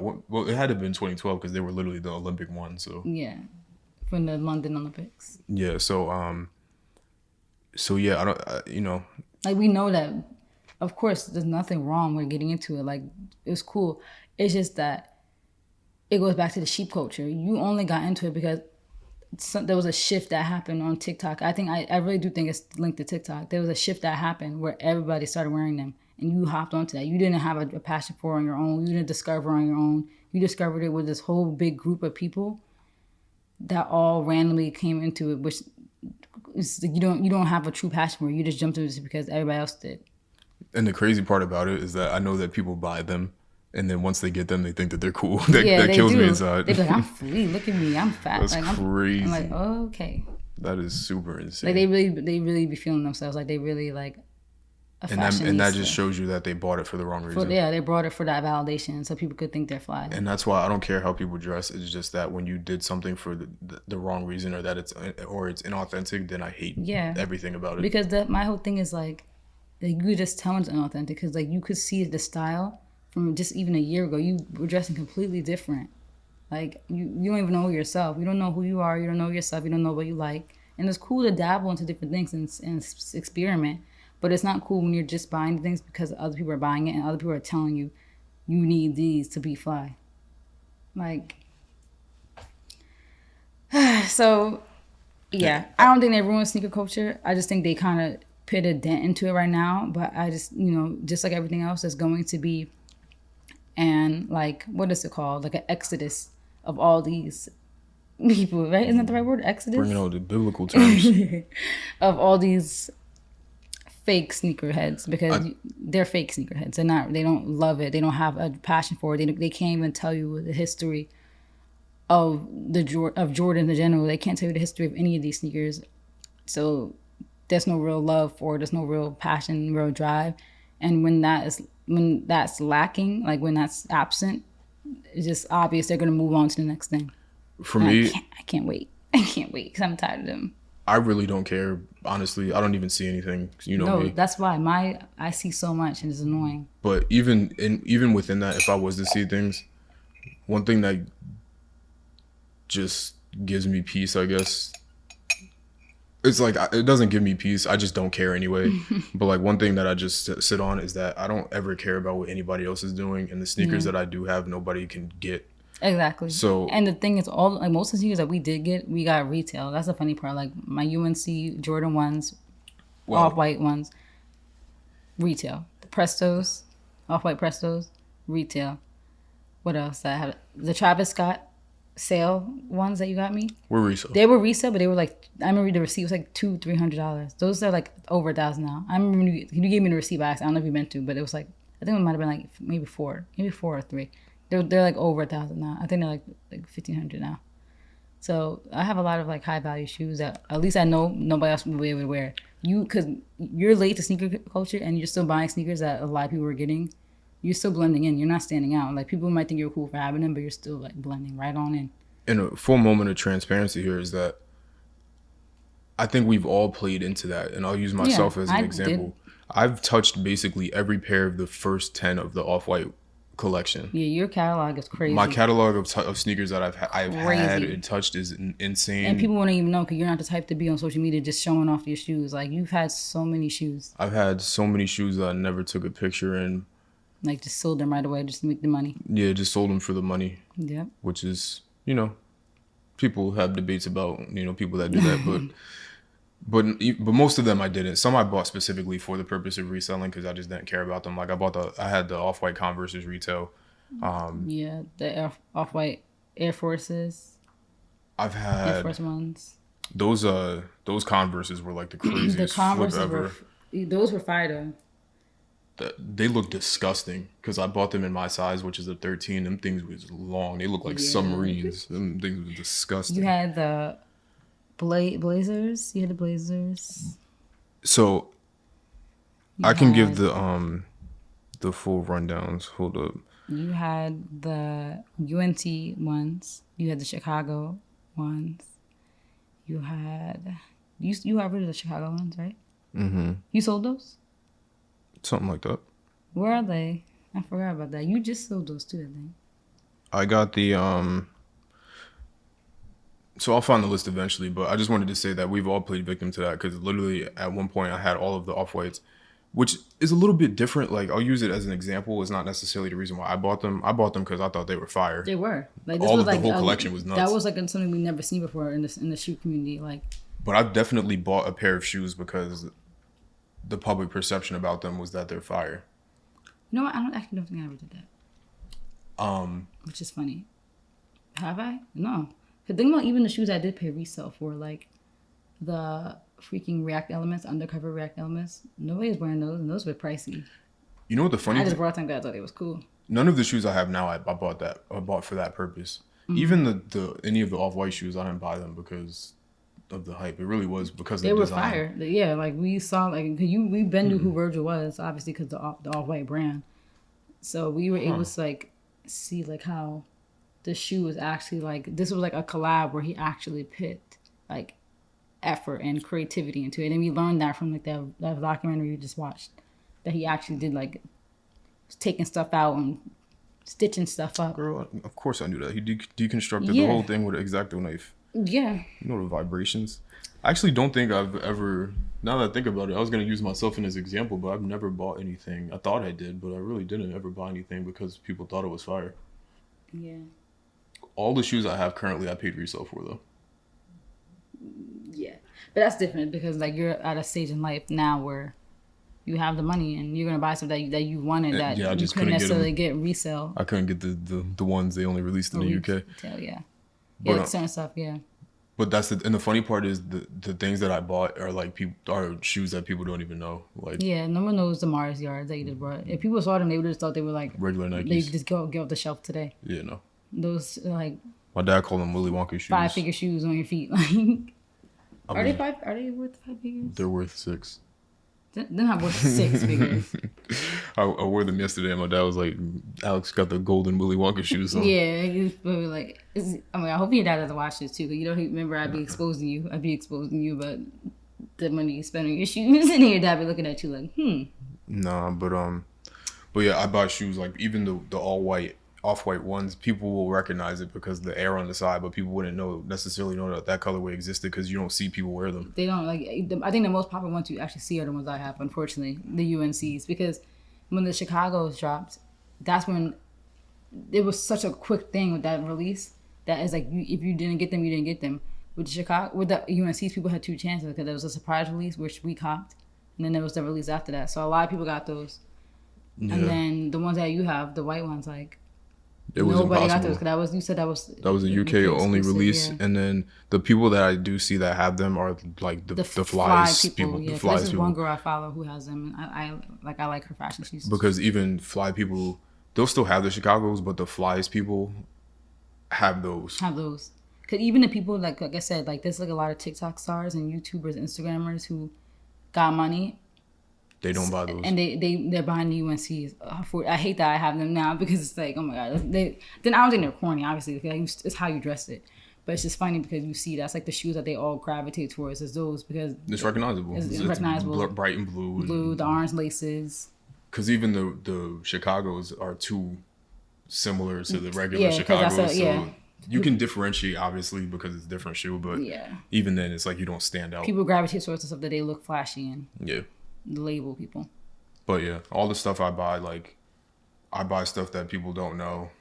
I try to stay out the And like that's where the passion is. but the people that for it. do know- And that's the point I wanted to make. the people That's that all do that know. matters That's is that the people who know, because then you have that like unspoken like respect when you see Yeah, someone on the street and because it's like, could you know, like you could tell the difference between somebody who's dressing it for the moment and who does this. yeah, we were in Soho one day and I was wearing a Saint Laurent jacket and somebody had not yeah, the same it was exact one, similar. but it was the same model, but it wasn't the same colorway. And then we looked at each other and it was just like, Yeah, like, okay, yeah, I see you. all right, Yeah. yeah. But that Because they know, unspoken like, thing, yeah. like they know the design, like Like, they he studied actually this into stuff, it. like they know that Saint Laurent is not the designer of Saint Laurent. He doesn't like that's like a whole other thing. Yves Saint Laurent was the original designer of YSL. He did not design the current Saint Laurent. It wasn't even as expensive as it is today. Yeah.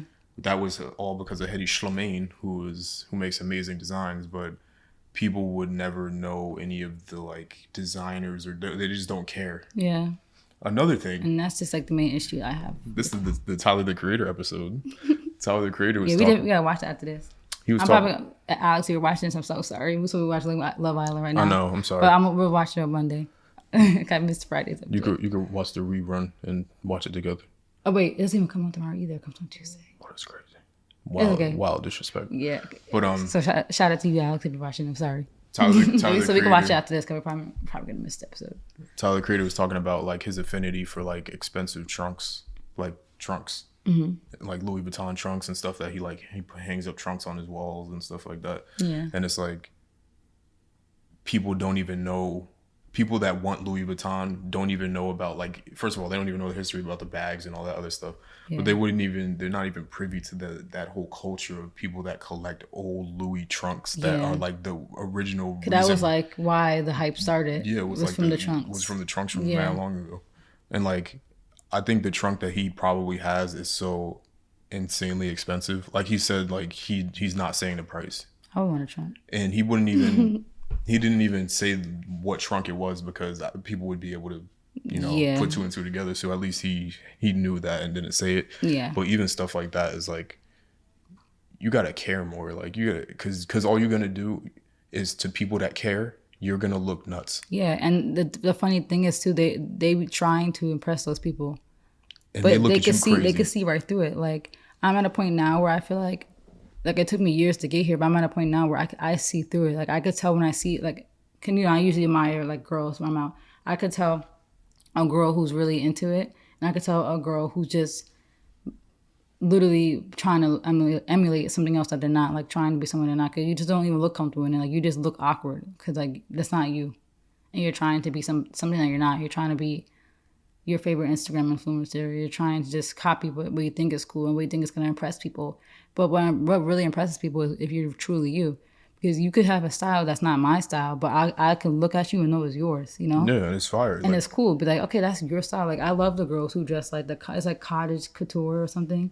Like, they wear like, they look like when they go on picnics and they have like the little head scarf and they wear like the skirts. That I'm not wearing that because that's not me, but I can see and be like I know that's you, and you look good, like you going crazy with it. Like I respect that because you can tell they're not trying to be crazy with it. they're not trying to be somebody. They're not trying to be somebody else.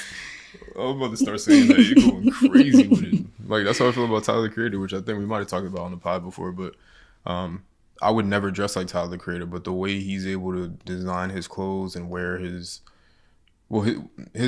character Igor is a little bit different, but like the colored suits and stuff like that, like all the different colors, like that's crazy. And it's fire. And So you wouldn't wear it, but it looks good on him. I would never wear it. And you recognize that's his style. Like I'm also not tall enough and skinny enough. Like the clothes drape better over him. That's the thing too. That's why it's good not to follow what other people are wearing, because what looks good on someone else might not look good on you. Like a lot of these Fashion Nova models have fake bodies, or you know they just have curvy bodies that not the average person would have. And then you're disappointed. You get the outfit in the mail and you're like... And you look super mid. And going back to the capitalism talk, you just gave Fashion Nova owner mad money. Because he's literally profiting off of that fact that you guys are trying to look like these people. He's selling dreams, basically. Because people are buying his clothes thinking they're going to look just like the model. It's not going to look like that on you. Dress for your shape. Like, I'm like tall and skinny. So some stuff like that you were saying that you like might look good on me because, you know, it'll fit my frame. But there's certain outfits I wear. Like, I wore that jumpsuit last night from Zara. I'm mad I paid $40 on it. It just didn't, like, it looked cool on me because I still have like a shape, but it just, you could tell that it wasn't just meant for my body type. And I was like, trash. Yeah. Yeah. So that was long. I mean, we could have went into how people buying fake sneakers. I don't know if we really want to get into that. No, let's get into it. Just how. I'm gonna bring the mic closer to that myself. could be like the very last topic because we talk about sneakers, like how we feel about dupes and people buying the dupes now. Because now that's like a pandemic in itself going on TikTok. Everybody's like doing unboxings of their DH Gate sneakers and bags, and then they'll talk smack, like they'll be like, people who buy the real stuff are stupid. So I'm like, okay, so I'm stupid because I could afford it and I'm passionate about the brand and the quality. That makes me dumb. The funny part is the reason why they're even buying the fakes is because people bought the originals. Yeah, like why are you buying it? How come you can't buy something else? Why do you want the fake? Because you want the real. You just don't want to spend the real money. You don't have the real money. Yeah. And my whole thing is like, go back to what we said earlier. When you buy something, it's because you earned it and deserved it. Yeah. Maybe you don't deserve that bag at this point in life. So you just can't get it. Just don't get it. Why are you buying a fake one? That's so whack. That's so whack to me. I'm sorry. I don't care. I think buying the fake stuff is whack. Buying fake stuff is super whack. It doesn't last. Like it defeats the purpose. Like I don't even care about that. I think that it's the bigger issue is that people buying fake stuff is like the whole capitalism thing in itself. Is like there's so much like hypocrisy. There's so much hypocrisy about it. It's like you want to have an image that's not real. Yeah. Like there's so many like different things you want to talk about, like self-esteem issues, the issues with social media. Like buying fake clothes is crazy. Like, that's so crazy. You don't if even... you try to dig down to the reasoning why, they won't give you a valid reason. They'll be like, I just like how it looks and I can't afford the real thing. Then you don't get it then. It's like, then what, but why do you like how it looks? Like, let's break that down. Why do you like how it looks? They won't give you a valid answer. Because the reason why they like how it looks is because other people were wearing it. Yeah. Because, like, you wouldn't go to, like, if you went to, like, Canal Street right now. Yeah. Canal Street atrocious. Is nuts. Crazy. If you went to Canal Street right now, you would... So, because you know what the thing is, it's like they don't even believe that argument, because if they saw a specific Gucci bag and they saw that same design on Canal Street, but it didn't have the Gucci logos on it and it had like a B instead of a G, they wouldn't buy it because they don't really like the design. And that's the thing too, because if you really like the design, there's so many other things that alternatives. They'll still take, like the silhouette. If you like, you know how, what's that silhouette I have? My Louis Vuitton one. It's like Damier. Yeah, but it's like a specific shape. It's like kind of, I forgot the name of the shape, but like it's kind of like how it's like rounded at the top and square at the bottom. It's like a specific shape. There's so many bags that don't have that aren't brand names that have that same shape, because there's only so many shapes of bags you could do. There's like, I don't know if you've seen, like you could see there's you go to like H&M and buy a quilted bag that looks like a Chanel bag, but it's not Chanel. It won't have no logo. Do that if you really like the design. You could buy design like copies, basically like knockoffs of the design. Yeah, it's just this whole website that just doesn't have the fake Louis Vuitton logo. Like, why do you want the logo? You just want the logo. Like, just admit it. That's like, and you're really spending money on a fake brand, which, if anything, those companies that make dupes are the ones that really like have the history of like being, you know, with the workers, like sweatshops. So it just all goes back to that, because but no, don't say people are on Twitter complaining about billionaires and capitalism, but you're buying a fake bag where people are child laborers probably made that bag. Yeah. So, yeah, it's a larger issue other than just the cultural issue with buying fake stuff. It's really like a psychological issue of people trying to have like this image, and it's like, okay, it's just like. It's just a lack of common sense. Like, it's okay if you can't afford something, because like we can't afford everything. I can't afford everything that I want, but I'm not gonna just sit there and buy a fake version of it. Like, I think one of the sickest things, people deserve it. You know, people buy fake Lamborghinis and stuff. Wow, I didn't know about that. Like, they buy like a car, and then not dealerships, but there's people that sell like the bodies of a Lamborghini, and then they'll put like a Volkswagen in the Lamborghini like body. Oh my god! Like, put like the engine. Yeah. Wow. Or like the frame. Yeah, like they literally just take the frame. I saw that on TikTok. There was like a frame of a car, and you walked around the back, and it was empty. Yeah. I was like, what the heck is that? I've never seen just a frame. Yeah. Like, that whole thing, or just like even fake watches, or like just fake anything. It's like, it's okay to not have, like, nobody's gonna kill you if you don't have the latest Jordan well, you know what people do, you know, and that's the problem too. Yeah. Because people do bully you in school. In middle school. I never did that in high school, because I grew up in like a corny town where everybody dressed really bad. Like, I grew up with the Hollister girls, and like the guys wearing Hollister and like Nike. Nobody really cared. Like, no one really bullied you on stuff like that. But I do know, like, especially in the Black community, a lot of kids grow up with that whole getting bullied by their classmates on not having shoes. And it's not that I ever got bullied, but I definitely wasn't the guy, like, especially in my early high school years. I ended up becoming that guy later, like senior year, when I started my own, like, I would clean sneakers and do sneaker restorations and started my own little businesses and stuff like that. Like, but initially when I first started, I think it might have been my first day of high school, or like my first day of high school, freshman year, I think. Or it might have been first day sophomore year. But I think it was freshman year. It was one of those 2 years. I there was this pair of shoes. I'm like, yo, these shoes are so fire. Like, I loved them. Yeah. I think they might have been a recreation of another shoe. It was like a pair of Air Flight Falcons, which to me were like so fire. Honestly, I'll probably go back and buy them things like right now just for the nostalgia. But I got killed for wearing them like the first day, because they weren't like Jordan 5s or 1s or stuff like that. Yeah. And it's not like bullying. That wasn't bullying to me. Did it make me feel good? No, it didn't make me feel good, but it didn't make me like the shoe less. And it didn't make me want to go buy fake Jordans, and it didn't make me want to go buy real Jordans. Mm-hmm. It just made me want to keep being exactly who I was. And that's like a confidence thing. Like, a lot of people, I feel like, really need to dig deep and love themselves. And you know what the thing is, like, yeah, love yourself and things get better. Like the person that's talking shit to you in middle school about how you dress and stuff like So that irrelevant is going to now. be the same. Yeah, they're so irrelevant now. Still live with their parents. I'm doing way better than 99% Every of people. person, yeah, who says Even they're bad, no, I'm about to get in my bag. way better than them. I look like I only see stuff on Facebook or something. Like all these people look crazy, got nothing going on in their lives. I'm like, that's Got crazy. absolutely nothing. I just told you how much. I just told you all the different things I got on wearing right now just to shoot a Yeah. podcast. People can't even see what's on the feet, and I got it on just walking around the crib. I have way better shoes than them. I have more money than them. I live on my own. I pay for more things than them. I drive a better car than them. I have a better career than them. I have a better everything than them.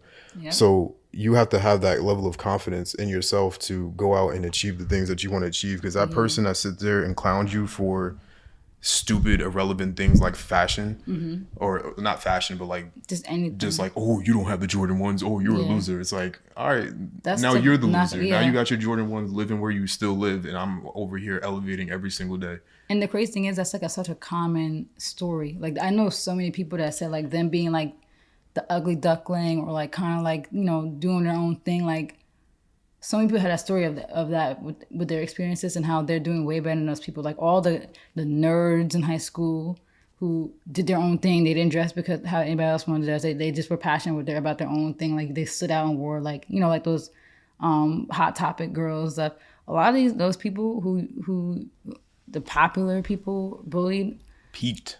like yeah, those popular people peaked, and a lot of those ugly ducklings and the people who do their own thing or just confident in their cool self are like the most successful people. Like literally everybody who I went to high school with, who like even like my little group of friends, like we all like are doing pretty well in life now, and it's crazy all the people who like said things or just like thought they were cool are just, you know, some of them are successful. I will admit, but a lot of them are not. And the funny thing is that it's not even like that I care, It's just funny. or like it doesn't bother me to this day just because I remember it. It's just a memory. Yeah, I just remember it. It's just funny to reflect sometimes. Like I always say that story about how I came into school. I had a bob haircut back in 2012. I had camel pants, all the stuff that's trendy that people ended up buying. I had already. I had the freaking camel pants. I had my hair in a bob, which so many girls did the bob thing. They still do.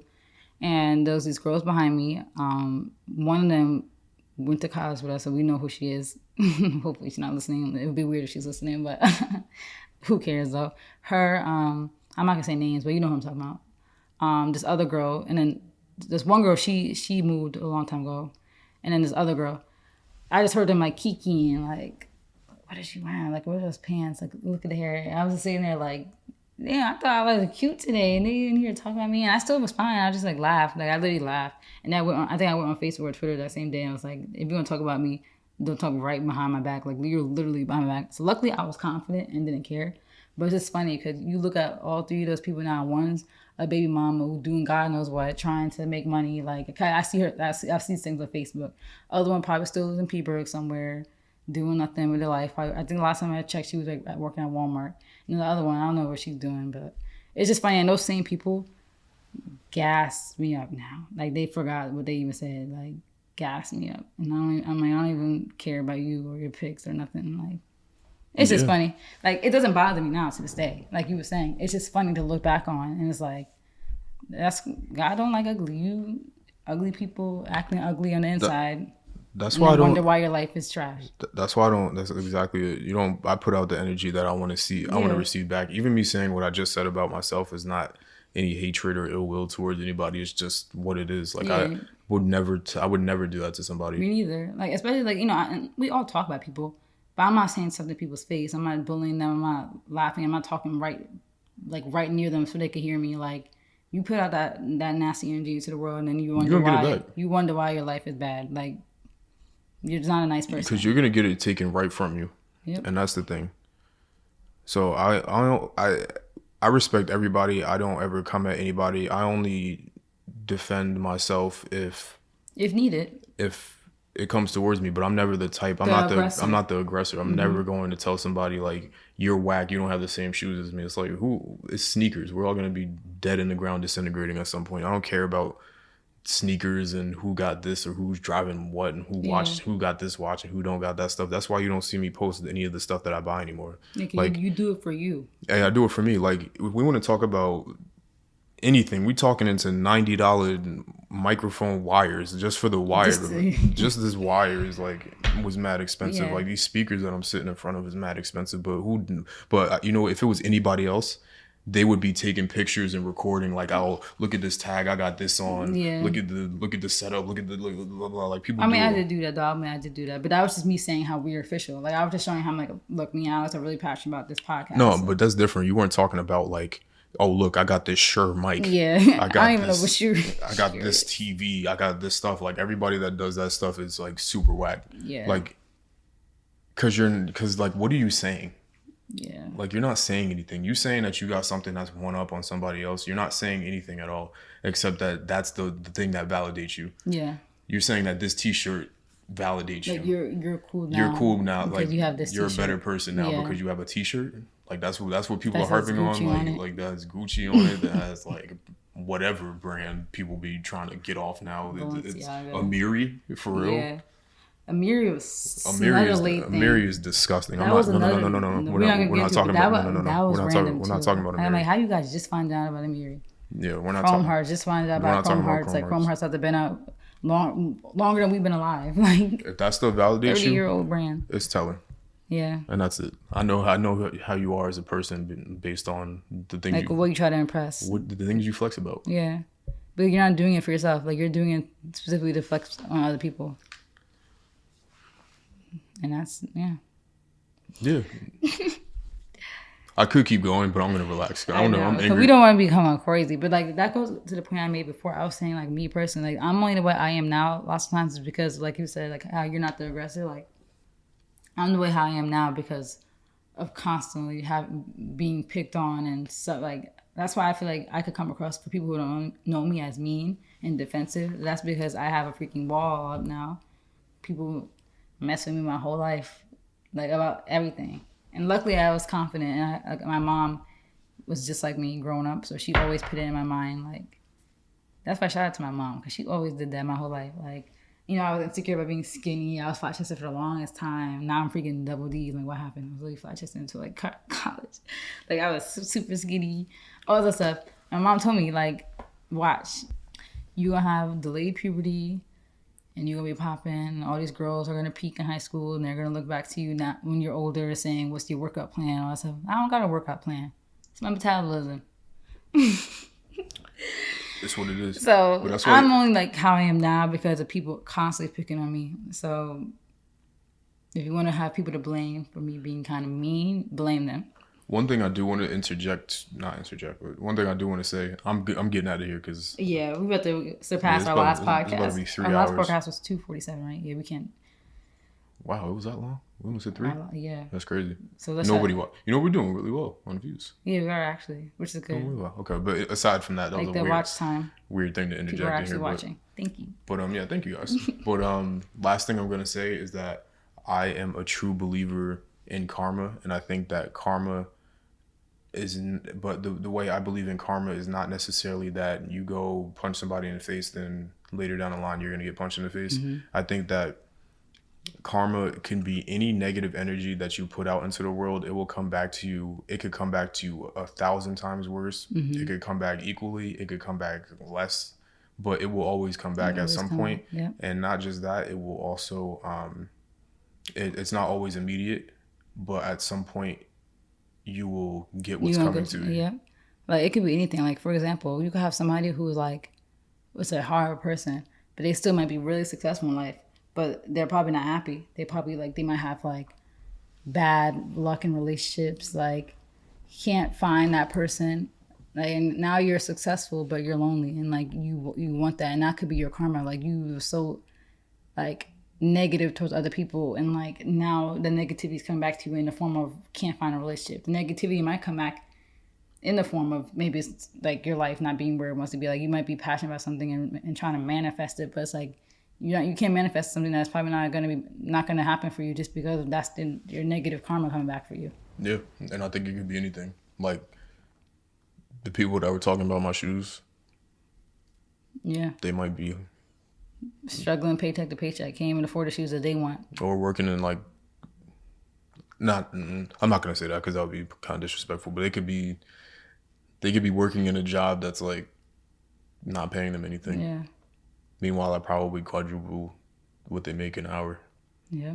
And That's a funny that to thing, too. me I is was the, saying about, that like, to me the- is the karma. Yeah. Like I was saying about the people who like would mess with me in high school during track practice. And I'm like, those same people literally, like one of those people literally asked me about like job stuff, like trying to help him like get a job. I'm like, no, because do you remember when you bullied me in track You practice? should have said that. I'm like, you remember that day at track practice? All right. Now you want my help for a job. Okay. And again, Nope, not helping. And again, there's no bitterness. It's just that using it real examples of stuff that's happened. Yeah, it comes back to you. explain In like high school, you're old enough to know how to treat people. Like, there's no like I was young. yeah, because No. I never did that to people. Me neither.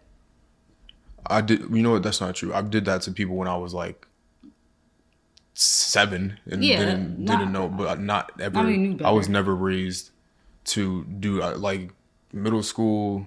I think the earliest I ever did that was like maybe 2nd, 3rd grade, but I wasn't raised in a household where you put people down about things. I don't even live in a household full of material. Mm-hmm. Like that, I was never raised on those things. I was raised on experiences first and foremost. Mm-hmm. Like nobody in my house has expensive watches or any of that kind of stuff and makes And the Probably crazy thing is they could 32 times what everybody else is. national average. Like your Yeah, parents like- are very like obviously successful. Yeah, so I was always raised properly, and you could tell how people were raised. I never put anybody down about anything that they wear. Never try to make anybody feel bad to make myself feel better. If I'm having a bad day and if I don't feel confident in things that I'm doing, or if I'm going through some struggles, I deal with that on my own. I'm not gonna go ahead and take that out on other people. And people that do that, you're just whack, like you're corny, and Yeah. you know it's gonna all come back to you eventually, and you're gonna probably be those same miserable people that sit on Facebook all day complain about their life when you're in your 60s, and that's what you had. And those people that you sat there and tried to tear down to make Yeah. yourself feel better, they're probably gonna be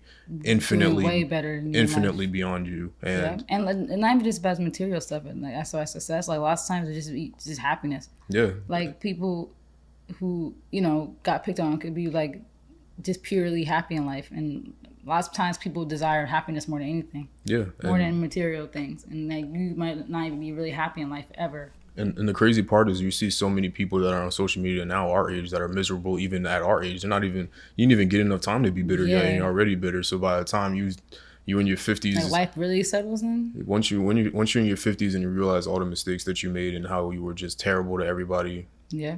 Like now you have nothing to really show for your life. and here. everybody else was just living and being happy, and that's the biggest thing. People hate to see people happy. Yeah. All y'all are bums. I'm out of here. No, but like also too, because like just to clear up, because like how you were just saying like judging people on what they wear. That's not what we were doing earlier too. Like we always say people could wear what they want. It's just the intention. So I just wanted to clear it up so we won't seem like we're hypocritical. Yeah, Like, that's what I was making It's not sure. about what you wear. It's just the intention why you wear it. No, I think we cleared that up already. Yeah, like Yeah. we're not saying those shoes are mid. Oh, you like, don't dress like no, me. we're saying why did you buy those shoes? Did you buy them because social media told you to buy them, or did you buy them because you liked them? And because some people, if you really like the dunks, then okay, you like the dunks. But it's just like I just like to know intention. I just like to know why people buy stuff. No. I don't like people who just buy stuff because they think they should buy it.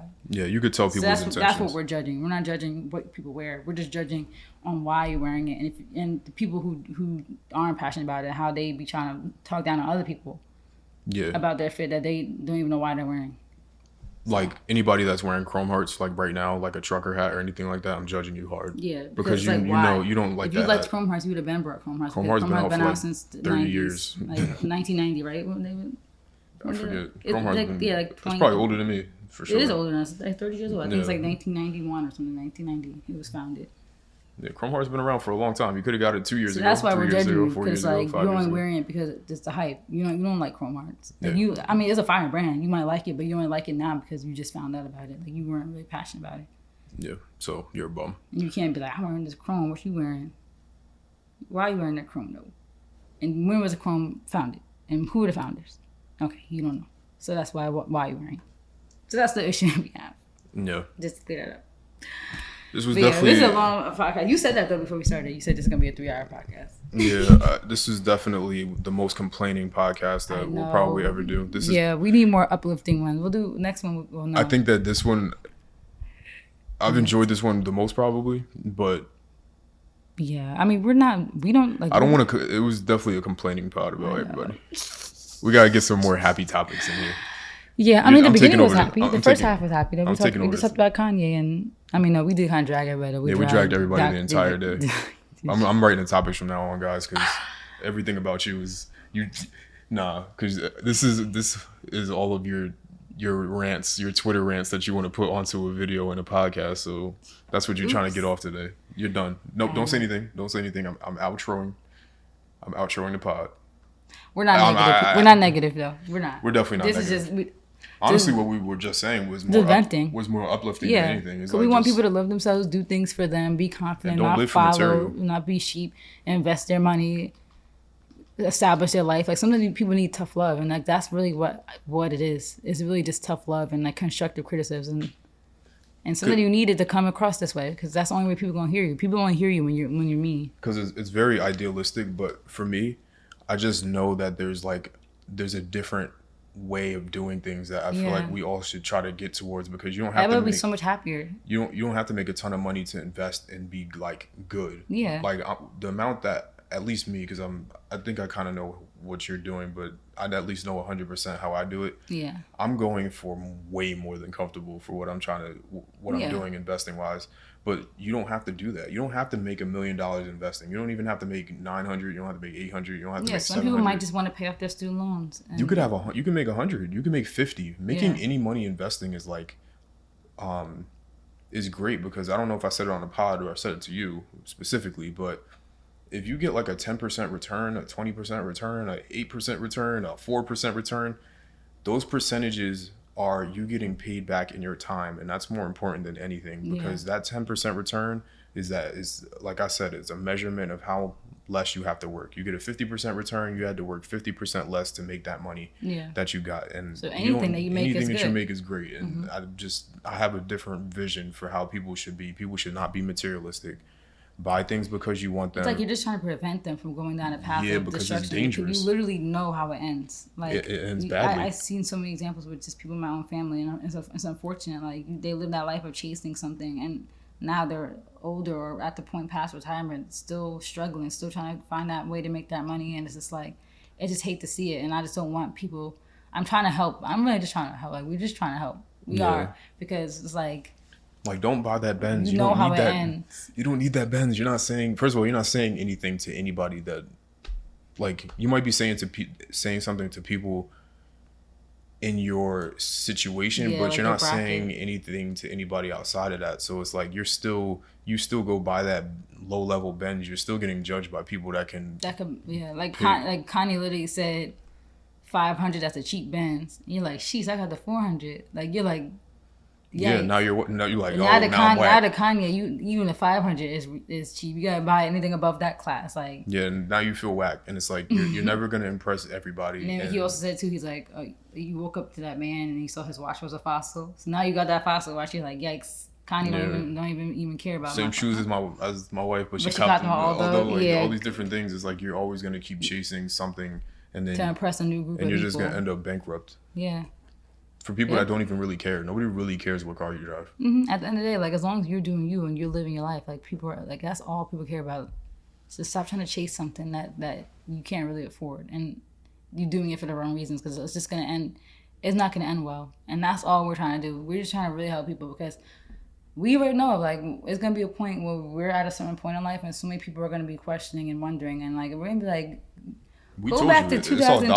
2021 and see when we made this tweet, or go back to 2018 and see, like all this stuff is documented online, and people are gonna ask. And when if people ask me in 20 years, I'm just gonna drop the link. Look at this YouTube video from 20 years ago. Look at this podcast from 20 years ago. We've been trying to say it, and like if it's falling on deaf ears, then oh well.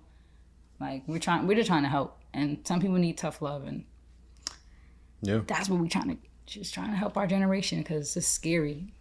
yeah, Social media is- we're gonna be media the worse. voices to do so. But Yeah, so we're trying to do. we're before we hit 3 hours, I'm gonna Yeah, cut let's- this. But definitely thank you guys for watching.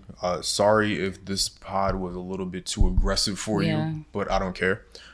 These things need to be said, but yeah, this was definitely an enjoyable pod. Definitely talks about we talked about a lot of the issues about our generation and social media and all this other stuff. So I definitely enjoyed this one. Yeah. Yeah, it's not, like we said, it's not always gonna be like this. This was just one of those days, one of those ones. So Yeah. of course there will be. Hopefully people is not like, ooh, I don't know about most of this podcast. They mad all the time. No, it's not like that. But definitely a spicy pod. When I do my my Instagram promotion video, it's gonna be very interesting. Yeah. I'm gonna put a specific. But people like clip. this. Sometimes anger and talking crazy sells. So. Yeah, but it's not even talking crazy. It's talking facts. Facts, yeah. It's talking facts, and we're just But the trying thing to is, help our people, it's talking especially Black facts. people. And I'm not even speaking from a situation where like I've done like a million things. Like I don't have $1 million in the bank. Yeah, but we just know what works, Yeah. and we see it. Like you could see the money that we've made so far just off investing. So it's like of course, And just not doing dumb stuff. yeah. Like I always emphasize like this. Like I don't know, it's just crazy. Like the more money I make, I feel like I'm just becoming so cheap. Like we could afford to do so much more stuff that we do. Like. We really could be stunning on people if we really care like that, but we don't, and that's the point we're trying to make. Like, and we're comfortable. People always question stuff all the time about like our situation, about money and stuff, and that's the reason why we could do what we do, because we don't spend like dumb. Yeah. It's just like you gotta be smart. Yeah. Yeah. I'm getting that boat. Yeah, we're gonna get a boat. But it's gonna happen, especially because at some point. Because everything we said at this point already happened, so it's only a trend. It's up and it's gonna be stuck forever. Yo, don't quote her. Even though she didn't come up She with didn't come up with that. That's the funny part. She did not come up with that, but she kind of made it more popular. It's up and it's stuck forever. Cause Joe always said that, and then she said, "I'm like, nah, he felt like I can't say it." No Yeah, more. it's up and it's stuck forever. This is just a sample point as to where we're at right now, and then it's just always gonna be another decimal point above. Yep. And it'll just keep going up. And everything that we're doing works so far. So it's like we're just gonna keep knocking off these goals and getting to where we need to be. And I'm just gonna keep putting myself in a closer and closer position of buying things and doing things that I enjoy. Yeah. And that's really all there is to it. So before I take it now, am I even on the screen? I'm like not even on the screen. Barely. Well, thank you guys for watching the A Couple of Things podcast with Mal and Alex, where we talked about a couple of things. It's funny because we say we talk about a couple things, but a couple means two. We talked about a lot of things. Yeah. So maybe we should call that a lot of things podcast. A few things podcast. No, but then that takes away from the whole couple. We talk about mad stuff podcast. That's a great title. We talk about mad stuff. Nobody's typing that in the search result. It could be a spin-off. That's going to be my spin-off. I'm just going to just talk about mad stuff. Yeah. But yeah, I'm just chatting now at this point. And so we're reaching 2:57 and 8 seconds. We're gonna take it to 2:59.99. No, we'll end it now. No, we're not gonna end it now. So thank you guys for watching. This has been the A Couple of Things podcast with Mal and Alex, where we talked about a couple of things. Make sure you guys don't do anything at all. Do the things that you would want to do. Subscribe. No, don't do any share, subscriptions. Follow the podcast on Spotify, Apple Music. Tell a friend and spread the knowledge, because we think that we can try to help our generation achieve the things that they want to achieve in a way that's a lot more efficient. Yeah. And better. Yeah. And that also goes hand to hand with helping people's mental health, because exactly. Trying to keep up a lifestyle and try to keep up everywhere else is not good for your mental health. I only try to keep up with myself. Yeah. I don't even know what that means. I'm competing with the old me. Yeah. All right. All right, we are out of here.